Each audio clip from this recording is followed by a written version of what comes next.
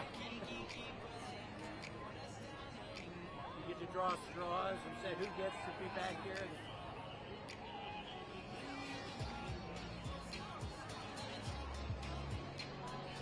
Oh, you got to move around. And what a great day. The weather is cooperating for a change. Have a good one. Do they? Oh, okay. I was going to say, the cold weather is just beginning to get...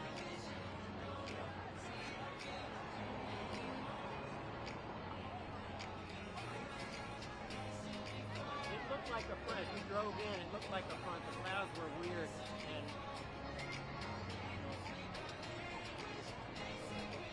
burning heat. Yeah.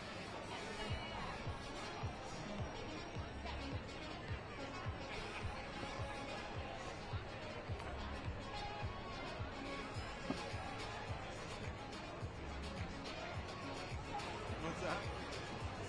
Yeah, absolutely. Yeah, yeah, definitely.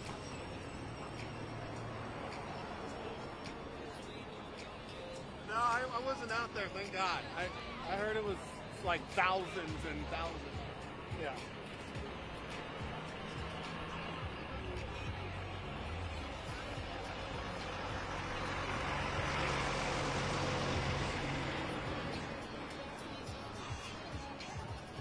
Yeah, that's a ton.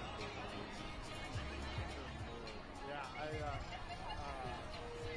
I'm so happy that I wasn't working out there. I need a break. I'm tired. Hello. Oh my God, endless. That was endless. Good morning, good morning, good morning. I'm so glad that we're all here today. Thank you for showing up. I just want to give us a 10-minute warning, so start funneling in. We're going to get started in about 10 minutes, but so good to see your lovely faces. So you've got to start a ruling. And then at some point, the stuff will go to mine. And then at that point, like whenever you do it,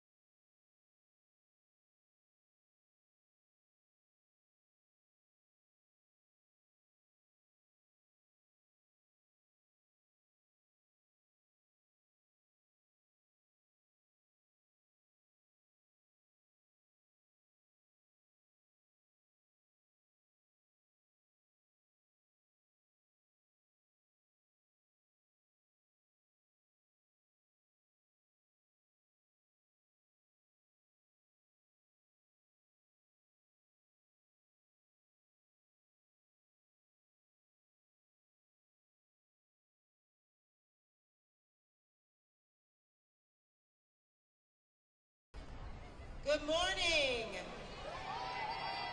Are we feeling fired up? I said, are we feeling fired up? That's more like it. My name is Angela Farrell-Zabella, and I am the Executive Director of Moms Demand Action. I want to take a second to thank all of the incredible speakers, survivors, advocates, and students for being here. I'm honored to be here with all of you today, standing by your side in this fight. Take a look around you. Take a look around. Look at how many showed up today. From California to Connecticut, from Maryland to Minnesota. We came here to stand united and speak with one voice because we know that lives are on the line. We're hundreds strong and millions more are cheering us on today as we make it crystal clear to the Supreme Court that they must rule to disarm domestic abusers and protect survivors. It's not an exaggeration when I say that this case is literally life or death. And here's why. You're going to hear this statistic over and over, so I apologize, but I'm going to say it again. 5 times. A woman is 5 times more likely to die at the hands of her abuser if her abuser has access to a gun. And women of color bear the brunt of America's domestic violence crisis, especially black women. In fact, women of color, especially black, indigenous, and Latino women, are victims of homicide at the highest rates. And all too often, it's at the hand of an abusive partner. You heard that right. Women of color are being murdered at alarmingly high rates, and make no mistake, easy access to guns is contributing to this deadly reality. And so I say it again, access to a gun is a death sentence for women in domestic violence situations, and that's why we refuse to be silent. We know the lives of millions of women and children are in the hands of the 9 justices sitting up in that court. And we know that we can't assume that those justices will do the right thing when it comes to women's rights and safety.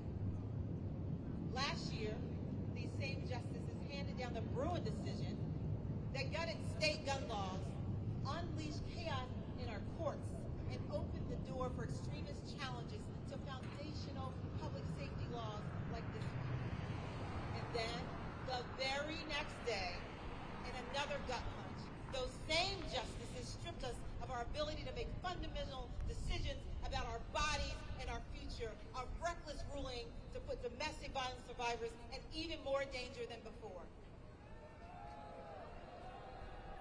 But we refuse to be silent. Are you going to be silent? Are you going to be silent?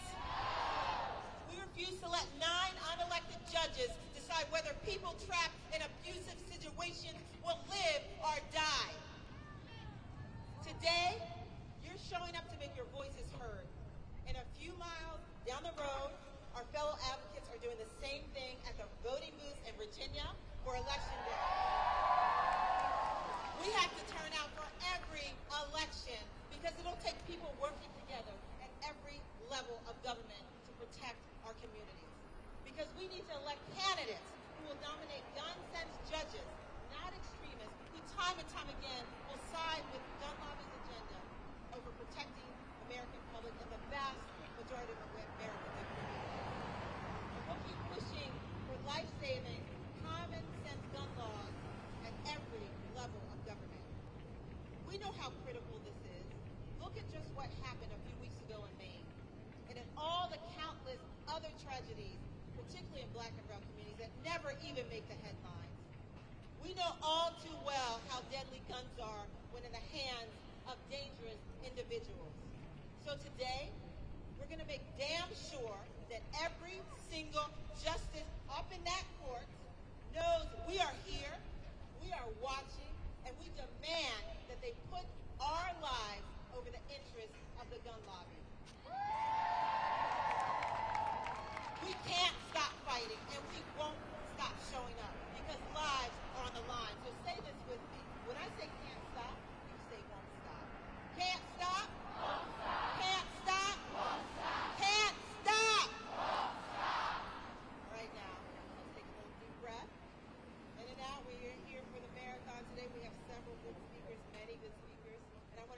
again for being here today and for making your voices heard.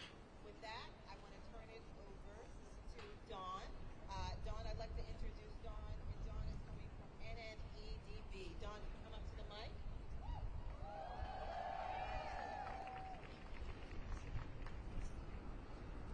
Good morning. My name is Dawn Dalton. I am the Executive Director of the DC Coalition Against Domestic Violence. Every state in the country has a coalition against domestic violence.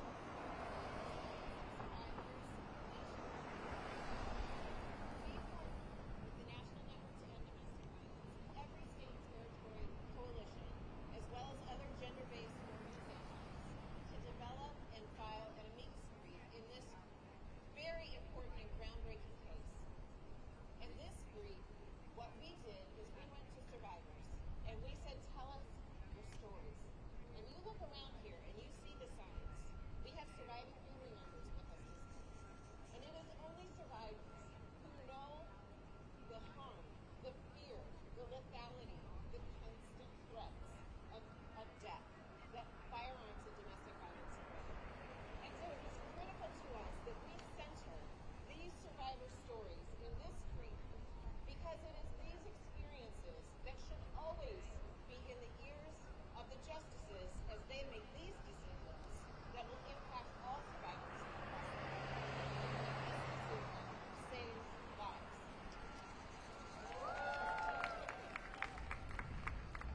Because here's what happens. What's the story in this brief? AW, we anonymize everyone, was seeking a permanent civil protection order against her abuser. While she had a temporary order and was awaiting a court date for the more permanent civil protection order, her abuser shot and killed her in her home with her 5 young children nearby. It is her great aunt who has been caring for the children since AW was killed and her abuser was incarcerated. Caring for the children has been a struggle, emotional, and financial. Had AW received a civil protection order and her abuser's ability to legally possess firearms, had that been removed, this woman would still be alive today. The congressional intent behind the 1994, near 30-year-ago amendment was simple: save lives. As the use of firearms has only increased over the years, it is critical that we keep this intent of safety in place. In more than half of the mass shootings in this country over the past decade, the perpetrator shot a current or former intimate partner or other family member as part of that rampage. And for those of you that are local here, you need not think back too far in Washington, D.C. to look to connect these dots. In 2002, when John Muhammad and Leroy Mamo terrorized this city, that story also began with domestic violence, an unenforced protection order, a custody dispute, and repeated threats to kill that were not taken seriously. The stories that survivors shared that are included in our brief talked about having to live with hypervigilance, their children needing to live with hypervigilance in order to stay alive. Another example, RC's abuser was her husband and an auxiliary police officer in Illinois. On one occasion, he had her in a car, drove her to a deserted parking lot, and held a gun to her head. He wanted her to promise that she would not leave him and to say that all of the problems in their marriage were hers and hers alone. On another occasion, after she had been out and shot her husband kicked in the front door of the house and held a gun to her head. They told her to call 911 because after he shot her, he was going to shoot himself and someone needed to come and get their baby. Whenever her abuser violated the order of protection, she would inform the police that he had access to a weapon, but the gun was never taken from him by law enforcement. You got the best seat outside the house. Her abuser had no respect for the order and would tell her that it was just a piece of paper and he would leave on the dead body for them to identify her. It's important to know that it also does make a difference. 922G8. Another survivor recalls that her mother dated an abusive man when she was a child. She knew that her mother's abuser had abused women before her. When his abuse escalated to the point he was threatening her and her mother's life, she was grateful that another woman had gotten a protection order against her and prohibited having a gun. And she believes, this woman who's now blind, that believes that because of this other woman, a stranger, who got a protective order against her mother's abuser, ended up saving her and her mother's life.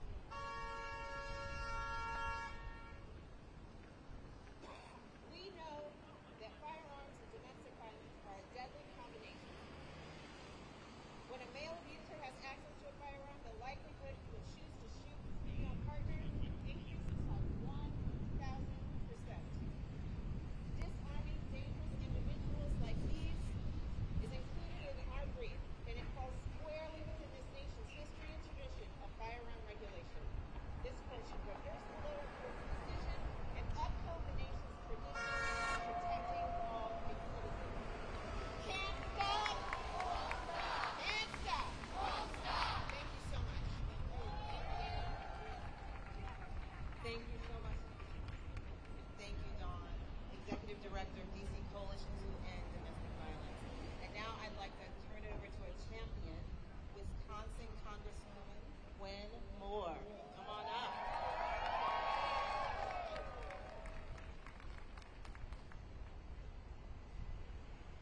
Good morning, brothers and sisters. I noticed this sign here. If I die from domestic violence, throw my body on the steps of the Supreme Court.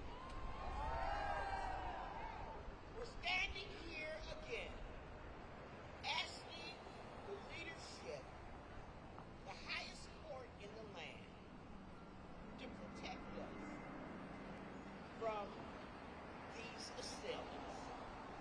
We're calling not as individuals, but as a collective voice.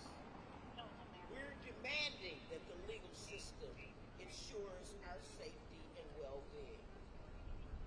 They say protective orders. People have warnings. People's families weigh in. People try to get away. And the only thing the police can say is, we can't do anything until they kill you. I want to first acknowledge all of the brave survivors who are out here. And that's right. And I include myself as one of them. And I also want to invoke the spirit of all those who have not survived, so that energy can give us the power to move this court in the right direction. There's this really strong legal regulation of firearms in the United States that supports our position that Rahimi needs to be overturned. We have seen the effectiveness of limiting access to firearms for individuals who deemed to be dangerous. You know, I remember way back in the day, I'm 72 now, and I was about 22. That was about 50 years ago. Young man, not so young, decided that he couldn't bring me under subjection, couldn't bring me under control. So he whipped out his gun and put it to my head. And of course, in good company here with little children around, I might not be able to say what I actually said. You know, but I said, MF? That's right. Shoot it or eat it. And you know, he said, B, you are crazy. And I was crazy from being beaten, from being raped, from being waterboarded, from having my child abused. Yes, I was tired. And I was sick and tired of being sick and tired.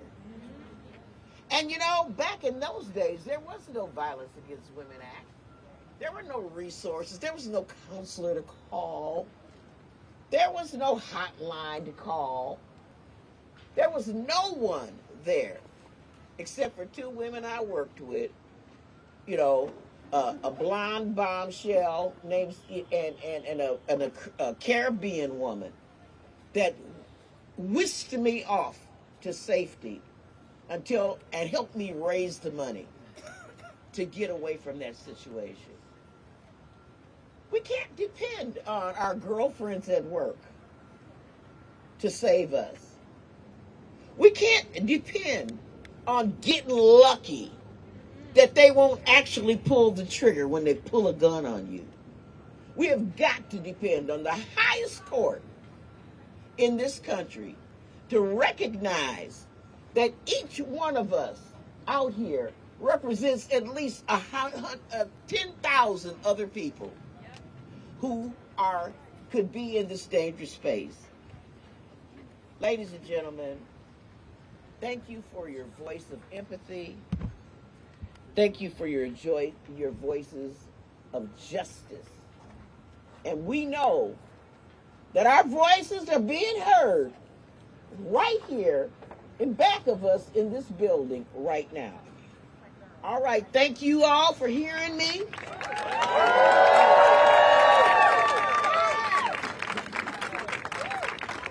And let us stand up for justice. I see a lot of my friends here. And I hope to stick around to hear what they have to say. Thank you. Thank you, Angela. Thank you. Thank you, Congresswoman. Thank you for sharing your story. Can we do it one more time for the Congresswoman? Can't stop. Won't stop. Can't stop. Won't stop. So next, it is my pleasure. I'd like to introduce a woman who understands more than most what's at stake in this case. A brave survivor of gun violence and a member of the Everytown Survivor Network, Lachey Creation. Lachey?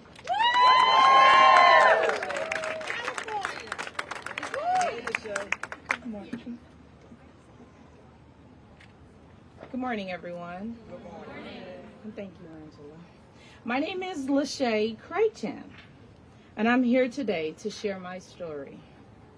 I grew up in Opelousas, Louisiana, and by the time I reached high school, I was one tough, independent country girl. Woo! In 10th grade, I gave birth to my son, and 1 week after graduating high school, I had my daughter. But like too many survivors out there, I was living in silent fear, because my boyfriend at the time was physically and emotionally abusive. The summer after graduation, he started stalking me. I knew he was armed, and I was scared. I tried going to the police. It was the only time I ever asked for help in Opelousas, and they shrugged it off. So I continued to focus on providing for my kids. And then came October 3rd, 1996. I was at my aunt's house with my babies when my ex-boyfriend showed up, and he asked me to leave with him, and I refused multiple times. He came back hours later with a gun, demanding I go with him again. And at 2:48, he shot me 5 times in front of my children, our children, who were about 2 years and a few months at that time, before shooting and killing himself.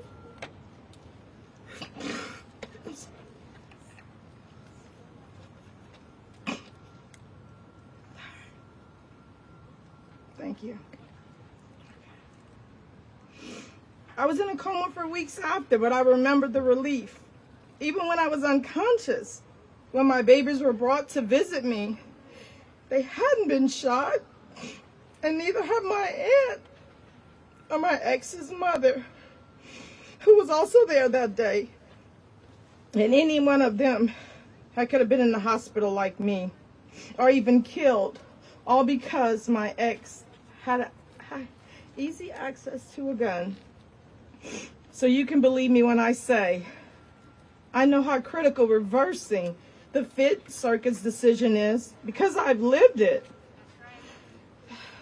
I've lived through what will become a reality for far too many of more abusive partners gain easy access to guns. It means more survivors enduring lifelong physical and emotional wounds.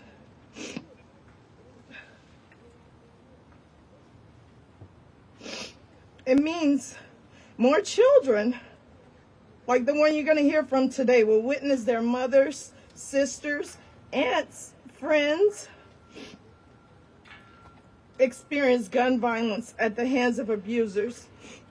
It means more fear, pain, death, and grief. The Supreme Court must protect the rights of survivors, not abusive partners. They must rule to prevent crimes rather than allow them to happen. They must reverse this dangerous decision. I still live here with 5 bullets inside of me.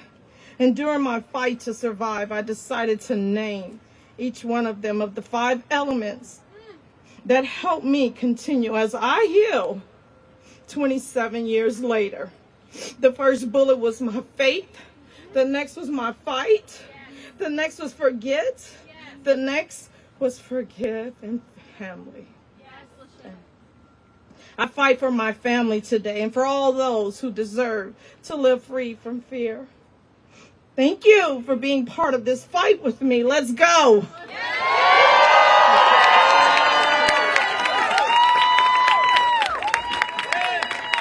Wow. Thank you so much, Lachey, for sharing your story. And can we just take a pause in a moment, take a breath, just feel the weight of those words, and also just honor around us all the survivors that are here with us today, that are brave, that are showing up, putting one foot in front of the other every single day, so not one more person has to live a nightmare like that. Thank you, Lachey. So now we're going to hear from a relentless champion for women and family, Representative Debbie Dingell from the great state of Michigan. Debbie.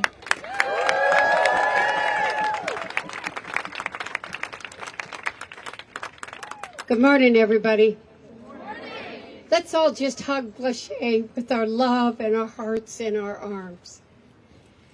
And know that her story is one that too many have experienced across this country.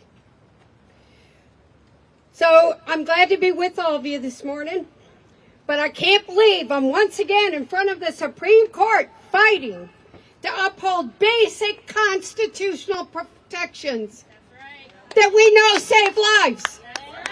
And some of those lives are standing right here. The ruling of the Fifth Circuit Court is extreme, dangerous, and we will not accept it. We're fighting here for it. The data on firearms and domestic abuse is very clear. We know perpetrators of violence use firearms to exert power and control over their victims. And we know that access to a firearm, when you are in that situation, the risk that someone's just going to lose it means that the danger is at least 5-fold that someone's going to die. And that's why protection orders are so important. They are the only survivor-led legal protection that survivors can access. Now, I want to be really clear here. Make no mistake. Getting a protection order is not simple or easy. They require court adjudication based on evidence, where they are found by a court to pose a danger to an intimate partner or a child, which can often, quite frankly, it's still a problem. It's often very and next to impossible for a survivor to prove that. And we got to make sure that survivors have a legal avenue to defend themselves from continued violence. Dangerous people should not have access to a firearm, period. I know this because I lived it. When my sister's over there, I didn't talk about this for decades. And I never know what I'm going to say, so I'm going to tell you that. I always come from my heart.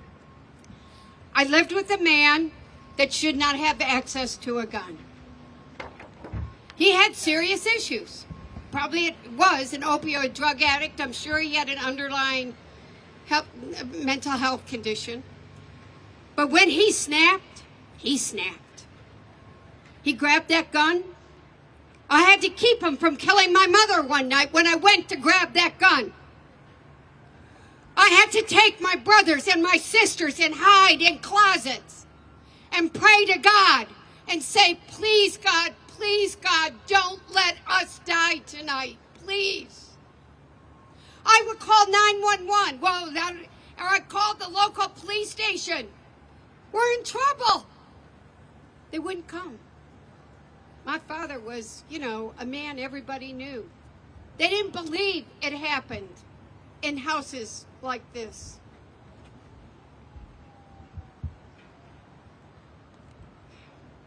It's hard. My sister and I, we talked about it again this weekend and said if we can keep anybody from experiencing what we did, we have a moral responsibility to do so. And we do. And, my mother's still, my mother's still alive. And, some days you're like, how could you not help us? I mean, my father took door handles off every door in the house after my mother left so that we could not get out. Some days you're like, how could you not help us?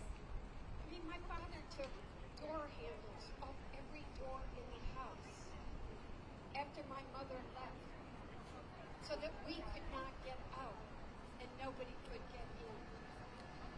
And that gun sat there. I don't want to live where I was. I don't want any child to live to what. And I never Since 1994, we made a promise to survivors that their abusers were subject to domestic violence protection orders, and that they wouldn't have access. And this aligns with century-old tradition of legislation regulating firearm access to those opposed to domestic abuse, which, by the way, has historically been inconsistent with the Second Amendment. I want everybody to understand the Supreme Court affirms the decision of the people. People are going to die. And they're going to die because of the action that they take here. And it is not okay.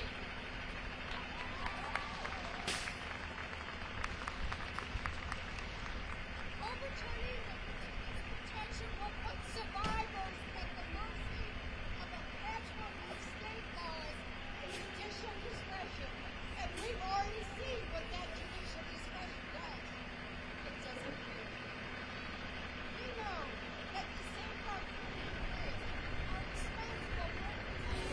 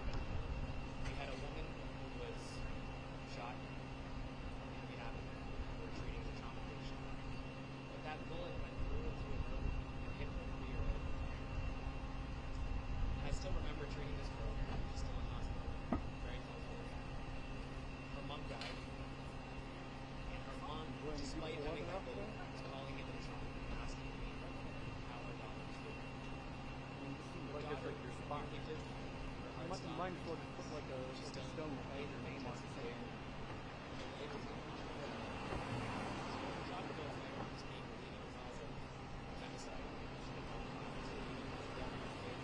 this is a big simple. Most women who are shot in these situations, seems like you lucked out or you just full seniority. so prevention with laws like this is key. The first thing they teach us in medical school is, of course, they diagnose to develop a bond with our patients. It's supposed to get up to 70. Confidential safety for the population. It's better than what it was last summer when it was like I'm asking the justice yeah, when it was like 100 something degrees. I remember just seeing you like sun tanning. Yeah, just on the corner over there. You had your chair all the way leaned back as far as it could go. As it is, it's so hard to provide women with resources that can actually keep them safe. I mean, it's pretty big and bigger than some of the court cases we've had lately. When it comes to upholding this law, if we don't, what's going to happen is the message is going to change. We will no longer be able to I'm offer just getting in front of it and it's more footage that I have. the narrative together. It doesn't matter. Music It just goes to the risk of abuse. Put it up online. You can't do anything about it because you're a user of the information. And what's worse, maybe it's not even worth telling you. Normally I use stills. Stills is hard to... So my hope is that moving forward, there's not going to be a life consequence on this. This can touch those justices up there and those others. We need to act now. I thank you, all of you, for speaking up on this. No, it's going to be interesting Thank to you see for how back in the town. Thank you,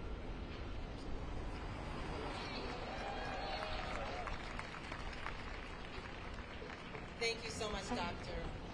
I'd like to now introduce Vanessa Gonzalez, the Vice President of Government and Political Affairs at Advocacy.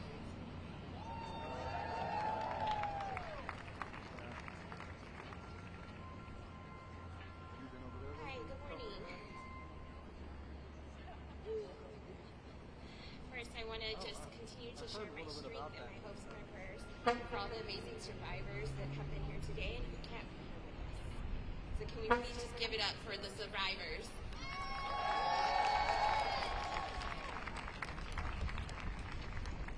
I've been at the Supreme Court numerous times to talk about different issues. I'm really tired of standing up here. Today I'm particularly tired of standing up here to make sure that people know that I should be here, I should live, I should exist. As a survivor of domestic violence when I was 17, I didn't even know that that's what it was. He was stuck in a cycle, I was not. I was the honor student, I was the cheerleader, I was everything that a good small town West Texas girl was supposed to be. He was really popular, he was good looking, he was the one that all the boys should be. At 17, I ran away and moved in with him, and things just escalated. Whether or not it was he was upset because I didn't have dinner, or because I hadn't done laundry, or I was working on my homework because I was still in high school, it didn't really matter. Whether or not it was a steel-toed boot, whether or not he was choking me, or whether or not he was emotionally abusing me, it didn't matter. One particular time, we were very loud, and our neighbors called the police. Police came, checked in, looked inside, could see that the apartment was a mess. Looked at me as I was crying, but trying to hold back because I didn't want to get in trouble. I didn't want him to get in trouble. And they said, you know what? Y'all are fine. Just sleep it off. So they told him to go to the truck and sleep it off. 10 minutes after they left, he came back in. He was not very happy. And so I say all this to say, this is not a day to continue to say over and over again why we should be alive and why we should be existing. This is just a day. This is a day that many of the survivors, we live with this consistently in the back of our minds. If I'm on the subway, if I'm walking down somewhere and I see someone that looks like him, it's an immediate trigger. I know it's not him. It doesn't matter. This is a day that should never have come. Flat and simple, people like him should not have access to firearms, period. The fact that I am now a vice president of a national organization The fact that I can stand here in front of the Supreme Court, the fact that I have a loving daughter would not be allowed. If this is overturned and the Supreme Court rules against women, against domestic violence survivors. Let's be real clear. Many of us come from communities where this isn't discussed. You can't tell me that nobody saw me walking down the halls. But not one person asked me if I was okay. Because you don't want to get involved. And we are fucking tired, and it is time to get involved. No more. No more. No more. No more. No more. So I hope we continue to stay loud. I hope we continue to turn the worst days into anger and energy. And that they hear us up in those courts in that ivory tower and they hear us scream, no more. Thank you, thank you, thank you.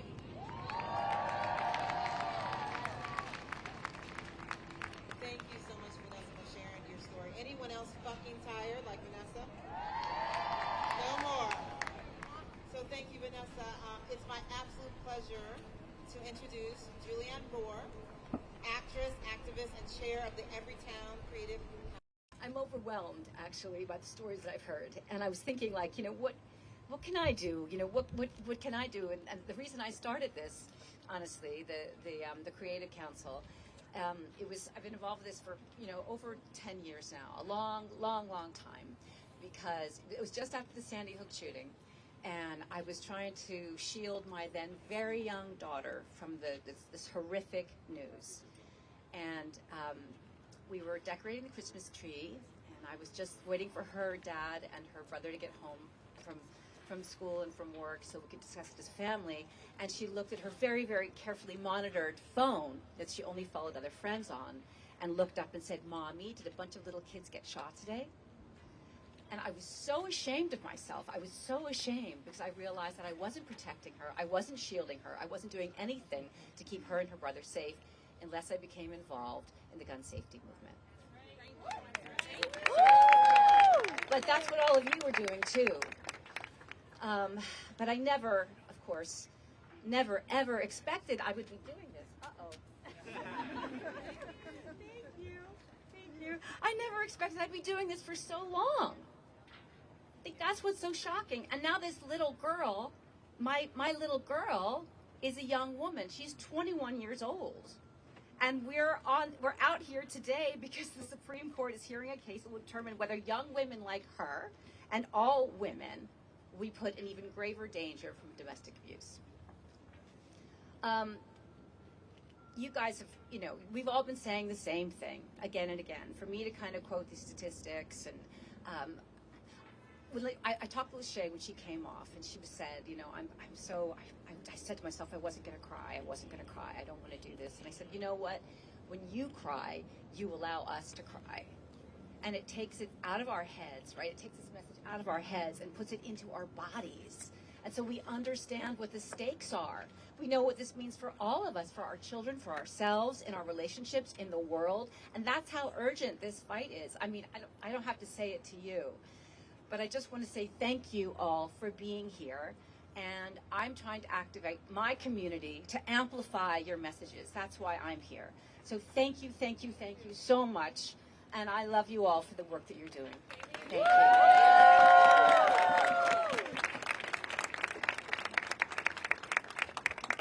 Thank you so much for using your platform to fight for women, families, and gun safety, Julianne. So next up, please welcome Taria Stanley, Regional Advocacy Associate for Community Justice Action Fund. Taria.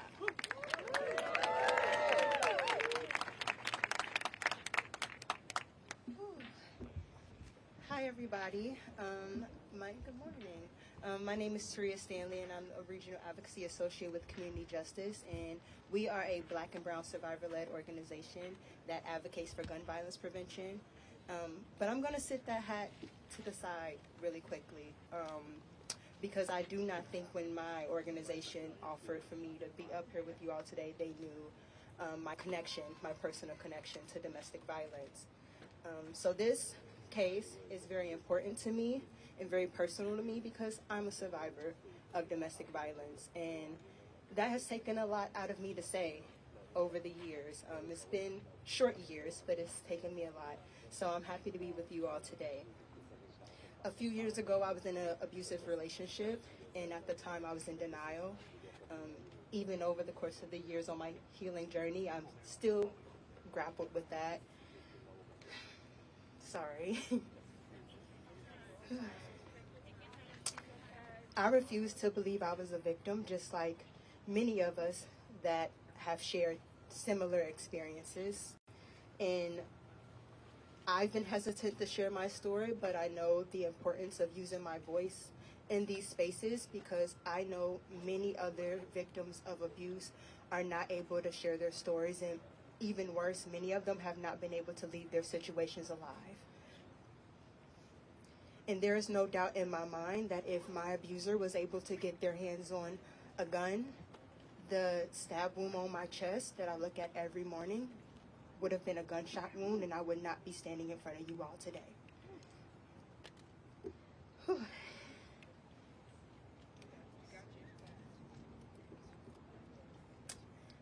I know we know all the statistics. We've heard it time and time again, but there are thousands of women who share my story. The statistics we recite are not abstract. They are the echoes of the lives shattered by abuse. More than 20 people in the United States are abused by their intimate partners every minute. Not every day, we're talking every minute. In 2022, 782 people were killed with a firearm by a current or former intimate partner. That's 782 futures obliterated, communities shattered, and families grieving. The fact is, when a gun enters the equation of domestic violence situation, death is a horrifying probability. Women are 5 times more likely to be killed in a domestic violence incident when the abuser has access to a gun. This trauma, like many others, is common and severe for women like myself. The stark disparities in these numbers can't be understated. Black women are all too often the headline of such grim statistics. We are twice as likely to be killed by our spouse and 4 times more likely to be killed by a dating partner than a white woman.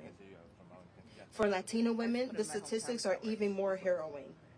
1 in 3 Latina women have experienced domestic violence in their lifetime, and Latina women face the highest fatality rates from domestic violence amongst any other racial and ethnic group. There is a deadly intersection between intimate partner violence and gun violence, and the only thing separating that is a gun, and we cannot continue to ignore that fact. Today's debate of whether people placed under domestic violence protection orders should be allowed to possess firearms is frankly a debate on the value of a human life. We know the answer, but some need reminding. Guns in the hands of abusers are a fast track to thousands of fatalities for victims and survivors of abuse. The current federal law is a lifesaver not only amongst domestic violence victim advocates, but also in the gun violence prevention community. It is a proven shield standing between a victim and a potential death sentence. Ruling it unconstitutional would put thousands of people in life or death situations and be a clear message from the highest court that the scales of justice are willing to tip in the favor of the killers over the killed. We are not merely petitioning for a ruling. We are demanding the Supreme Court to not recklessly treat human lives as if they are insignificant. We are demanding the recognition of domestic violence survivors' rights to live free from gun violence at the hands of their abusers. And we are demanding that the full weight of the court's authority is used to preserve, not endanger. The lives of the most vulnerable among us matter. My life mattered, and the lives of other survivors matters. May the decision of the court reflect the moral courage that this moment demands. Lives hang in the balance, and survivors are watching. Thank you all so much.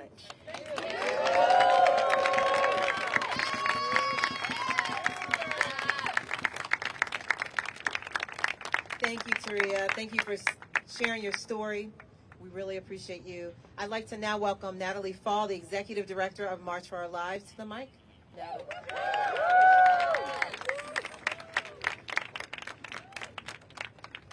Hi, everybody.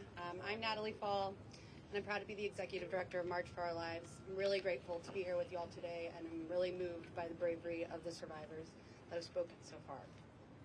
March for Our Lives is an organization by and for young people, and we were founded because our leaders failed us. Young people walked out of their classrooms and into the streets to form a movement because the pain of losing our childhoods to the fear of gun violence was Mr. Chief Justice, and may it please the court. Guns and domestic abuse are a deadly combination. As this court has said, all too often, the only difference between a battered woman and a dead woman is the presence of a gun. Armed abusers also pose grave danger to police officers responding to domestic violence calls and to the public at large, as Zaki Rahimi's own conduct shows. To address that acute threat, Congress and 48 states and territories temporarily disarm individuals subject to domestic violence protective orders. Congress designed Section 922G8 to target the most dangerous domestic abusers. It applies only if, after notice in a hearing, a court makes an express finding that the person poses a credible threat to an intimate partner's physical safety or imposes a specific prohibition on the use of physical force. And the disarmament lasts only as long as the order remains in effect. The Fifth Circuit profoundly erred in reading this court's decision in Bruin to prohibit that widespread common sense response to the deadly threat of armed domestic violence. Like Heller and McDonald, Bruin recognized that Congress may disarm those who are not law-abiding, responsible citizens. That principle is firmly grounded in the Second Amendment's history and tradition. Throughout our nation's history, legislatures have disarmed those who have committed serious criminal conduct or whose access to guns poses a danger. For example, loyalists, rebels, minors, individuals with mental illness, felons, and drug addicts. Rahimi offers no historical evidence that those laws were thought to violate the right to keep and bear arms, or that the Second Amendment was originally understood to prevent legislatures from disarming dangerous individuals. Despite all that, the Fifth Circuit held that Section 922G8 is facially unconstitutional because the founding generation didn't disarm domestic abusers in particular. But Bruin specifically approved that kind of demand for a historical twin. The Fifth Circuit's approach departs from the Second Amendment's original meaning and would enact the very sort of regulatory straitjacket that this court disclaimed in Bruin. I welcome the court's questions. General, would you just briefly define what you mean by law-abiding and responsible? Of course, Justice Thomas. So I would break that into its two constituent components. With respect to those who are not law-abiding, history and tradition shows that that's defined by those who have committed serious crimes, defined by the felony-level punishment that can attach to those crimes. This case focuses on the not responsible citizens principle, and in this context, we think that history and tradition show that it applies to those whose possession of firearms would pose an unusual danger beyond the ordinary citizen with respect to harm to themselves or harm to others. What if someone, this is a civil action, I think we could agree on if these were criminal proceedings. What if someone is categorized as irresponsible for not storing firearms properly? So I think that there would be a history and tradition to support the idea that if someone has improperly stored their firearms and thus demonstrated by their conduct that they're not fit to keep and bear arms, they would fit within this category of those who are not responsible. And there were a number of historical laws that operated that way. For example, those who had improperly stored gunpowder and caused the risk of explosions. Below you, and you had a list of classes of individuals who were excluded in your opening argument. below, you included in that class or in those classes slaves and Native Americans. Why did you drop those classes? We haven't invoked those laws at this stage of the proceedings because we think that they speak to a distinct principle and the textual hook that at the particular point in time, those categories of people were viewed as being not among the people protected by the Second Amendment in the first instance. Obviously, that was an odious classification, but those laws were generally accompanied by stripping of other political rights or ability to participate in the political community, and we think they were justified at that time on that basis. And so the reason we haven't invoked them here is because we focused on the more directly relevant laws that apply to those who are indisputably among the people, but nevertheless fit within this enduring constitutional principle that the legislature has authority to draw lines and make predictive judgments about those whose access to firearms will create that untenable risk of danger. Is someone who drives 30 miles an hour in a 25-mile-an-hour zone, does that person qualify as law-abiding or not? I think that that wouldn't qualify to the extent that it's classified as a misdemeanor or minor criminal conduct under state law. And I do want to be clear that we certainly think that wouldn't apply under the not responsible category. But if you're focusing on law-abiding in particular, we think that history and tradition there support the conclusion that you can disarm those who have committed serious crimes. So it's not just that any kind of conduct that is an offense would qualify. Are you making a misdemeanor felony distinction? That's the line that history and tradition reflect. And so, yes, I think that that is the relevant category with respect to law-abiding citizens. But again, I would just emphasize here, we're not directly invoking the law-abiding aspect of the principle because Mr. Rahimi didn't have the kind of criminal record that would justify disarmament on that basis. Instead, our arguments here are directed at the aspect of the standard focused on those who are not responsible. Responsibility is a very broad concept. I mean, not taking your recycling to the curb on Thursdays. I mean, if it's a serious problem, it's irresponsible. Setting a bad example, by yelling at a basketball game in a particular way. It seems to me that the problem with responsibility is that it's extremely broad, and what seems irresponsible to some people might seem like, well, that's not a big deal to others. So what is the model? I mean, do you go back to what was irresponsible at the common law, or take a poll and see if people think it's irresponsible, to get into a fist fight at a sports event where tempers were running high, or what? So I want to be really clear that we're not using the term not responsible to describe colloquially anyone who you might describe as demonstrating irresponsibility in many of those contexts that you just described in your hypotheticals.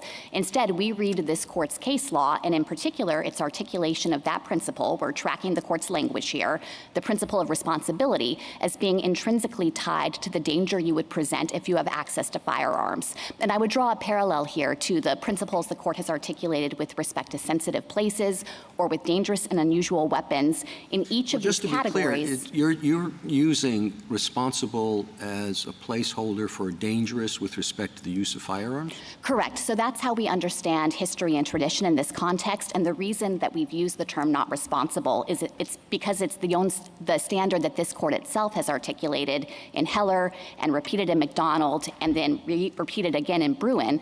I think probably the reason the court has used the term not responsible is it gets at the idea that some of the categories of people who can be disarmed might not intend to be dangerous. They might not be culpable in that sense, like the mentally ill or minors. And so I think responsibility gets at the idea that they might not actually intend to be a danger, but in fact would present the danger if they have firearms. No daylight at all then between not responsible and dangerous? Yes, with respect to responsibility in particular, our understanding of what history and tradition reflect and how this court has used the term is that it's identifying those whose possession of firearms presents an unusual danger beyond the ordinary citizen. And again, I would draw the analogy to sensitive places and to dangerous and unusual weapons. In each of these contexts, the court is trying to identify those arms that are especially dangerous, those places where carrying weapons will pose unique dangers, and those categories of people who beyond the ordinary citizen possess a particular danger if they have access to firearms. So it's not a synonym for virtue? No, we're not invoking You're not pulling in the virtuous citizenry. We are not. No, we think that here there is a direct link under the responsible citizens principle to danger, and we think that the disarmament provision I'm defending here, Section 922G8, clearly satisfies that link because it requires individualized findings of dangerousness and a legislative consensus that individuals in this category present the requisite level of danger. Well, and how do you know? I mean, I think there would be little dispute that someone who was guilty, say, or even had a restraining order, that domestic violence is dangerous. Okay, so someone who poses a risk of domestic violence is dangerous. How does the government go about showing whether certain behavior qualifies as dangerous? Because this might be in a heartland, but then you can imagine more marginal cases. So you've invoked the consensus among the states, tradition of dangerousness, and I don't think you'd get a lot of pushback because this is violence, after all, domestic violence. What about more marginal cases? So I think that the factors we think courts could apply in this context, and I should emphasize that this is subject to meaningful judicial review, would fall into a couple of different categories. At the outset, I would take the class of disarmament provisions that require individualized findings of dangerousness and say those fall in the heartland, as you just suggested. We have a judicial order here that specifically found that Mr. Rahimi's conduct was dangerous to his intimate partner. Then I think you get to the category of cases where a legislature might be making categorical predictive judgments that individuals with a certain characteristic or quality or past conduct present a danger. And those, I think, can be harder cases. But the factors I would point to first would be the breadth of the law, because we know that the Second Amendment was intended to prevent disarming wide swaths of the American public. So if it's sweeping broadly or indiscriminately and capturing people we think of as ordinary citizens, that's going to be a problem. Next, I would look at the justifications and the evidence before the legislature. This would operate like sensitive places. You could look and see, is that place, in fact, dangerous if there are weapons there? So, too, you could look at the evidence the legislature was consulting with respect to its judgment of dangerousness. And then the third factor would be that legislative consensus. And I don't want to suggest that this is dispositive either way, because some legislatures can be the first mover. And if multiple legislatures enact an unconstitutional law, that doesn't give you a safe harbor. But I do think that legislatures are best positioned to make these kinds of predictive judgments about dangerousness. And if you have the kind of consensus that we see here with respect to Section 922G8, that's entitled to a lot of weight in the analysis. And I don't want to say, Justice Barrett, that this is always going to be easy and that these factors will cash out in obvious ways. I would say that I think that this is not a close case and that Section 922G8 is clearly constitutional and fits within the category of disarming irresponsible citizens under these principles. Can I ask you a question about that, though? I guess I'm trying to understand whether we can really be analyzing this consistent with the Bruin test at the level of generality of dangerousness. I wonder whether we need to be taking into account how historically domestic violence in particular was treated, so that if we had evidence that, men who engaged in domestic violence historically were actually not perceived as then dangerous from the standpoint of disarmament, what would we do with that in this situation? So I don't think that historical attitudes about dangerousness would be controlling with respect to modern day circumstances. And I would draw an analogy here to dangerous and unusual weapons. You know, the court has recognized, for example, that handguns were not in common possession at the time of the founding and might have been considered unusual weapons then. But that's not what the court would look at for determining whether you could ban handguns today. But is that just because that's a new technology? I mean, the circumstance with respect to domestic violence clearly existed back in the day. And the question, I guess, I'm just trying to understand how the Bruin test works in a situation in which there is at least some evidence that domestic violence was not considered to be, subject to the kinds of regulation that it is today. And so when we're looking under that test for historical analogs, I guess, a series of regulations that relate to disarming dangerous people, I need to understand why that would be enough. Well, so let me try to respond to the methodological point, and then I want to respond to the specific questions you've raised about how domestic violence was treated at the founding and today. On the methodological point, I don't think that you could read Bruin to suggest that we need regulations that specifically disarm domestic abusers, because that would be coming dangerously close to imposing on the government the requirement for or an identical twin of a regulation. And of course, original meaning isn't dictated by the happenstance of whether there was a law on the books in 1791 that happened to disarm domestic abusers. I think you have to come up a level of generality and use history and tradition to help identify and discern the enduring constitutional principles that define and delimit the scope of the Second Amendment right. What if we had a hypothetical in which we actually determined, based on the historical record, that domestic violence was not considered dangerousness back in the day? I mean, I just don't know what we do with that scenario. So I think in that scenario, you would recognize that it is consistent with the Second Amendment's original and enduring meaning that you can disarm dangerous people, and the conception of what regulations that permits today is not controlled by founding era applications of the principle. Then what's the point of going to the founding era? I mean, I thought it was doing some work, but if we're still applying modern sensibilities, I don't really understand the historical framing. The work that history and tradition are doing is helping to discern those principles in the first place. The idea, for example, that you can ban firearms in sensitive places. The fact is that the framers didn't ban firearms in schools, even though they existed at the founding, but the court has already recognized that those analogs and the historic banning of firearms in places where they present safety concerns can justify a modern-day regulation that does require the banning of weapons in schools. And so too here, I think the court can identify the constitutional principle, which it's already articulated. We're not asking the court to break new ground here, and say today Section 922G8 is a clear application of that principle that you can disarm dangerous people. And Justice Jackson, I do want to push back on the idea and the premise of your question that there was evidence at the founding, for example, that you couldn't disarm domestic abusers. It's true that the founders didn't do that, but there's no evidence to suggest that they would have thought that that crossed a constitutional line. And the fact that domestic violence was subject to a very different legal and societal regime at the time and was not viewed as the kind of system that warrants systematic governmental interference, I think can't be held against us now that we're looking at how Congress is reacting to the profound threats that armed domestic violence presents. General, one provision, one section of the provision at issue here applies when a court order includes a finding that the person represents a credible threat to the physical safety of such intimate partner or child. But another provision applies when the order, by its terms, explicitly prohibits the use, attempted use, or threatened use of physical force. That does not require a finding of dangerousness. Why is that necessary, and how can that be justified? I think ultimately a court would have to find dangerousness to enter a subparagraph C2 injunction based on the general equitable principle that in order to enjoin conduct, you have to think that conduct is reasonably likely to occur.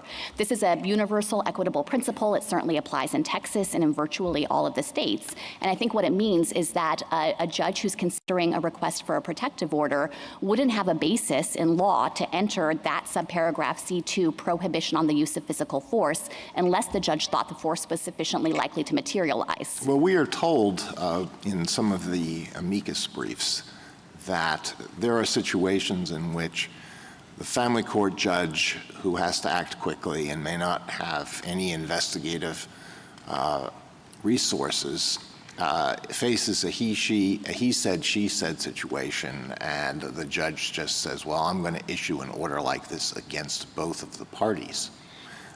Do you agree that that occurs? No, I think that that is largely a mischaracterization of what is happening in the state courts day in and day out. With respect to mutual protective orders in particular, the vast majority of states, we cite a source that counts 48 of them, either prohibit outright or substantially restrict the entry of those kinds of mutual protective orders. And then I think the account is basically trying to suggest or insinuate that these state courts are nevertheless entering protective orders that are not justified by the facts and the law, and that just flies in the face of the presumption of regularity that this court applies in this context. Even the data on the ground don't bear out the assertions that family courts are just reflexively entering these kinds of protective orders. By respondent's own count, in the particular Tarrant County statistics he collected, there were 522 requests for protective orders, but that only resulted in 289 final protective orders. So I think even as a statistical matter, it's incorrect to say that invariably these orders are being entered without any basis in fact or law to justify them. Is there anything that a person who is subject to one of these orders can do if the person claims that there wasn't really sufficient notice, or that due process rights were violated in some way, or that any need for the protective order has expired, presumably the person could go back to the state court that entered the order. But if the state court is completely unreceptive to that, is there any other avenue for relief? So I think it's important to parse out different aspects of the question. Certainly in a Section 922G8 prosecution, an individual could challenge the adequacy of the notice or the hearing. And so if the argument is I didn't actually receive the notice or I didn't have an opportunity to participate, that would be a defense, because Section 922G8 requires that. Yes, but before the fact. So the person thinks that he or she is in danger and wants to have a firearm. Is the person's only recourse to possess the firearm and take their chances if they get prosecuted? No, I mean, I think the person would obviously have an ability to, within the state court system, challenge the entry of the protective order. But I don't think there would be any basis to say you could collaterally challenge that in the federal prosecution. And ultimately, this just reflects the history and tradition demonstrating that there are certain categories of people where we don't have to tolerate the risks of armed domestic violence that they would present, even in situations where they might claim that they need to have a gun for other reasons. There's no recourse before the fact in federal court.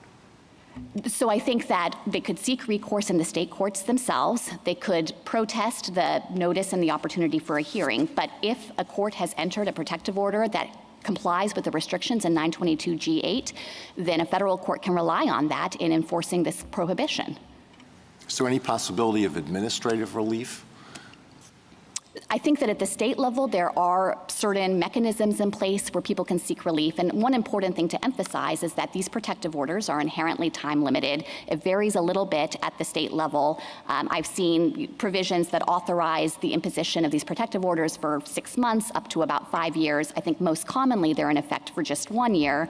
But, and the federal firearms prohibition tracks the length and duration of the protective order. So that also, I think, means that the disarmament lasts only so long as the danger is in effect. Well, one more question. The Alameda County Public Defender's amicus brief says that some restraining orders are permanent.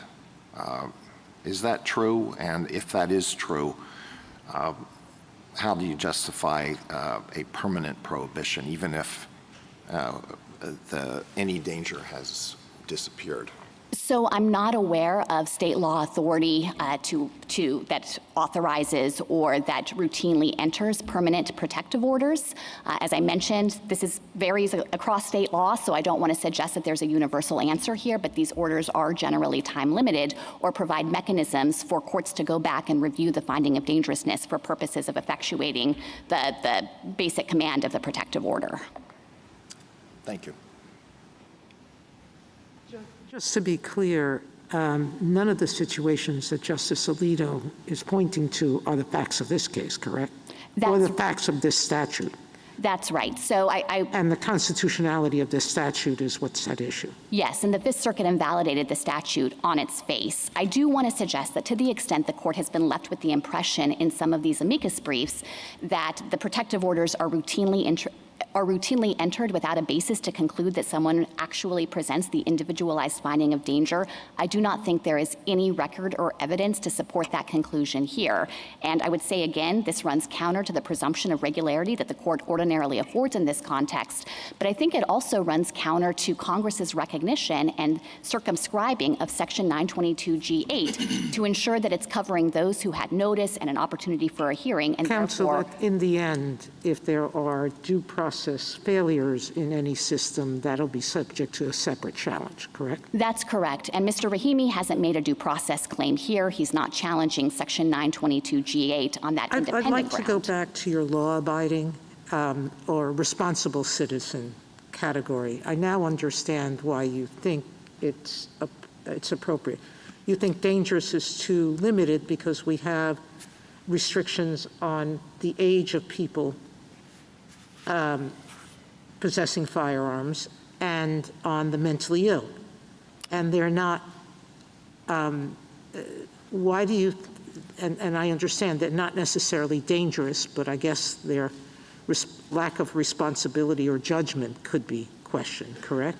What I would say is we think that they are inherently dangerous, even though they might not be culpable or intending to create that kind of danger with firearms, that there's an inherent risk based on their qualities or characteristics that demonstrates that as compared to the ordinary citizen, allowing them access to firearms is going to present that risk of danger to self or others. So if we use danger in the way you're defining it, as broadly as you're defining it, you don't need responsible citizen category.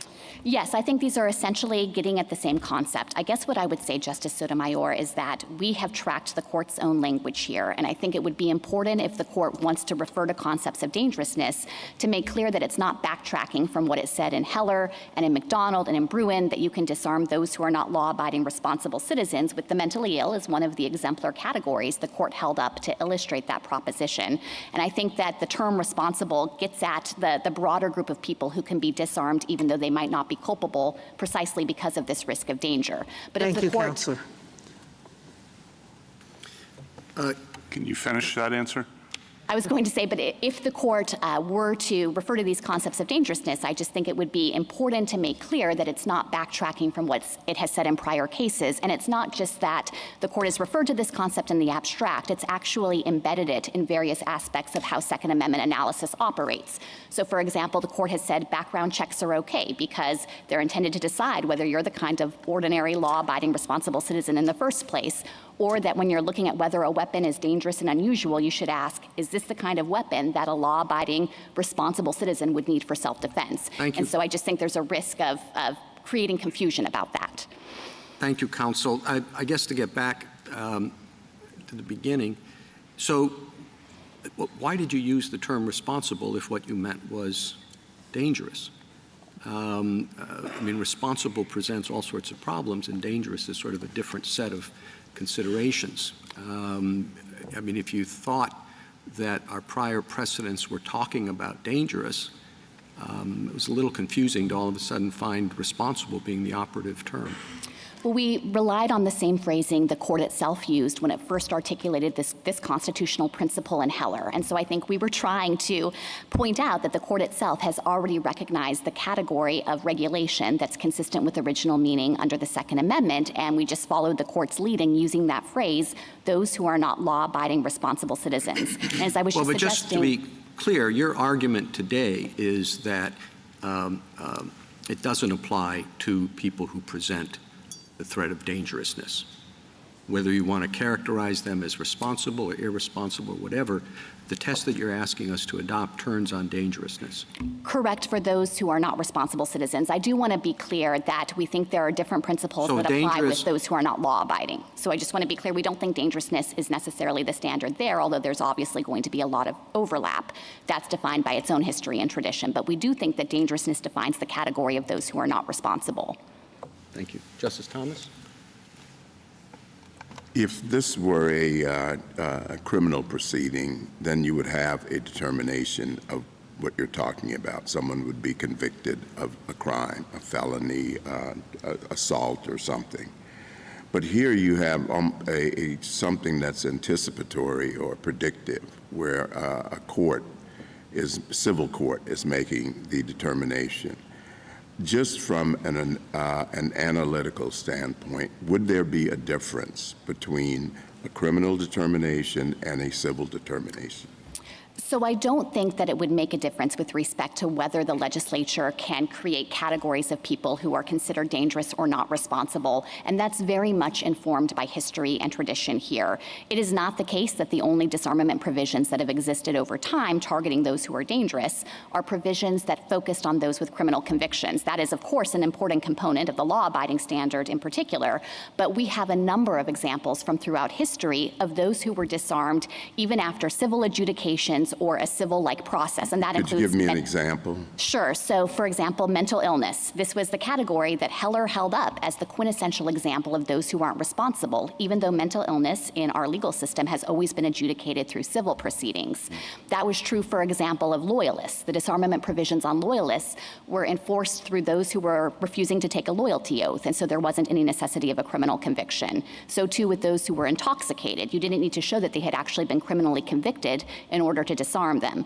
So I think that there is a longstanding tradition here of recognizing that individuals can be determined through this predictive judgment to be dangerous even in the absence of a criminal conviction. Just one last question. This is a judicial determination here. Would you be able to make the same arguments if it had been an administrative determination? I think it would be far more difficult to defend an executive branch or administrative determination because of a separate Second Amendment principle that guards against granting executive officials too much discretion to decide who and who cannot have firearms.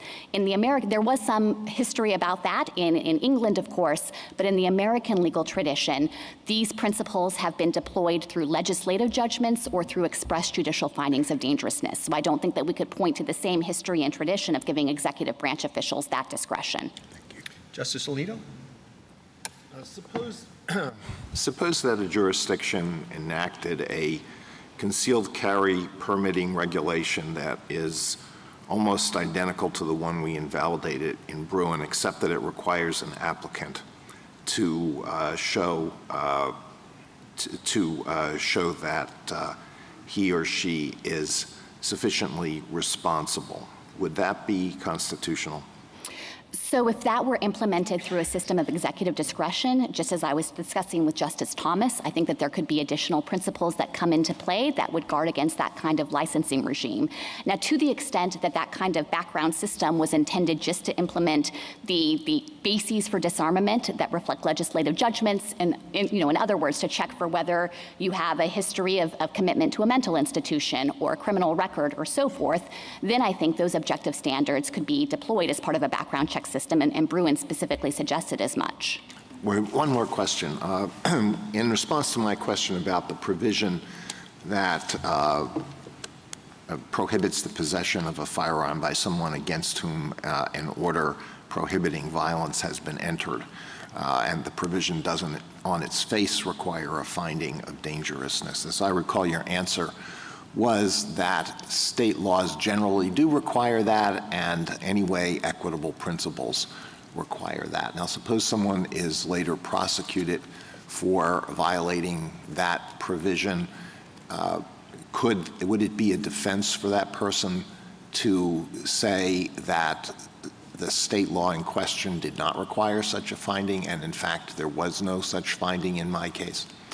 I don't think that that would provide a basis to collaterally challenge the entry of the protective order in the federal prosecution, and we don't think that there should be a system of as-applied challenges in this context, because I think that what we know is that Congress is entitled to make categorical judgments, predictive judgments of dangerousness based on history and tradition, even if there are really edge cases where that predictive judgment wasn't actually necessary to guard against a danger there. But if what you're suggesting is that there might be a state out there that is ordering judges to enter the subparagraph C2 prohibition without any basis to think that physical force is likely, I think a person would have a very strong due process challenge to that kind of law, and that law would likely be invalidated on the separate basis that it doesn't provide due process if it's requiring courts to enter relief that the facts in the law don't support. Justice Sotomayor? Justice Kagan? General, there seems to be a fair bit of division and a fair bit of confusion about what Bruin means and what Bruin requires in the lower courts. And I'm wondering if you think that there's any useful guidance, in addition to resolving this case, but any useful guidance we can give to lower courts about the methodology that Bruin requires be used and how that applies to cases even outside of this one. Yes, I think that there are three fundamental errors in methodology that this case exemplifies and that we are seeing repeated in other lower courts, and that this case provides an opportunity for the court to clarify that Bruin should not be interpreted in the way that respondent is suggesting. The first error we see is that respondent has asserted here, and other courts have embraced the idea that the only thing that matters under Bruin is regulation. In other words, you can't look at all of the other sources of history that usually bear on original meaning. And I don't think that that can be squared with this court's precedent, starting with Heller, which consulted a wide variety of historical sources, the same kind of evidence we've come forward with here about English practice, state constitutional precursors, treatises, commentaries, state judicial decisions. All of that is relevant evidence about the scope of the Second Amendment right, and I think the court could make clear that it's not a regulation-only test. Second, I think that looking just at regulations themselves, one of the fundamental problems with how courts are applying Bruin is the level of generality at which they're parsing the historical evidence. Court after court has looked at the government's examples and picked them apart to say, well, taking them one by one, there's a minute difference between how this regulation operated in 1791 or the ensuing decades and how Section 922 provisions operate today. And I think that comes very close to requiring us to have a dead ringer when Bruin itself said that's not necessary. The way constitutional interpretation usually proceeds is to use history and regulation to identify principles, the enduring principles that define the scope of the Second Amendment right. And so we think that you should make clear that courts should come up a level of generality and not nitpick the historical analogs that we're offering to that degree.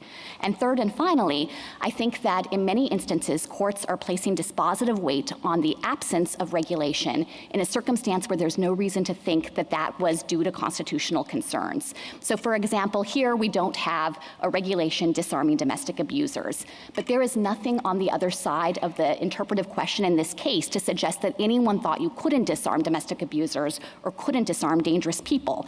And in that kind of context, I think to suggest that the absence of regulation bears substantially on the meaning of the Second Amendment is to take a wrong turn. It's contrary to the situation the court confronted in Bruin, where there was a lot of historical evidence to say states can't completely prohibit public carry. And against that evidence, you might say that the absence of regulation is significant.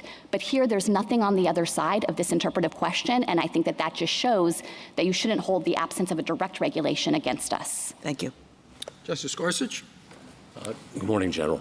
I want to follow up on your response to Justice Kagan, I think your second response, the level of generality question. Do you think the level of generality, I take your point, you've got surety laws, you've got affray laws, you've got a lot of historical evidence, maybe not the historical twin. And you're saying we should overlook that. In the same way, I think you would say, I want to make sure you'd say, the analysis also applies similarly to the right side of the ledger, the regulation side and the right side. We're not looking for, is it a Fowler or is it a Musket? Is that a fair understanding of how you see the law? Yes, we think that it applies in both directions, both in understanding the right itself and in understanding the limitations that are built into that right. Okay. And you had a discussion about the length of time that some of these orders last, and you emphasized that you're only arguing for a temporary dispossession.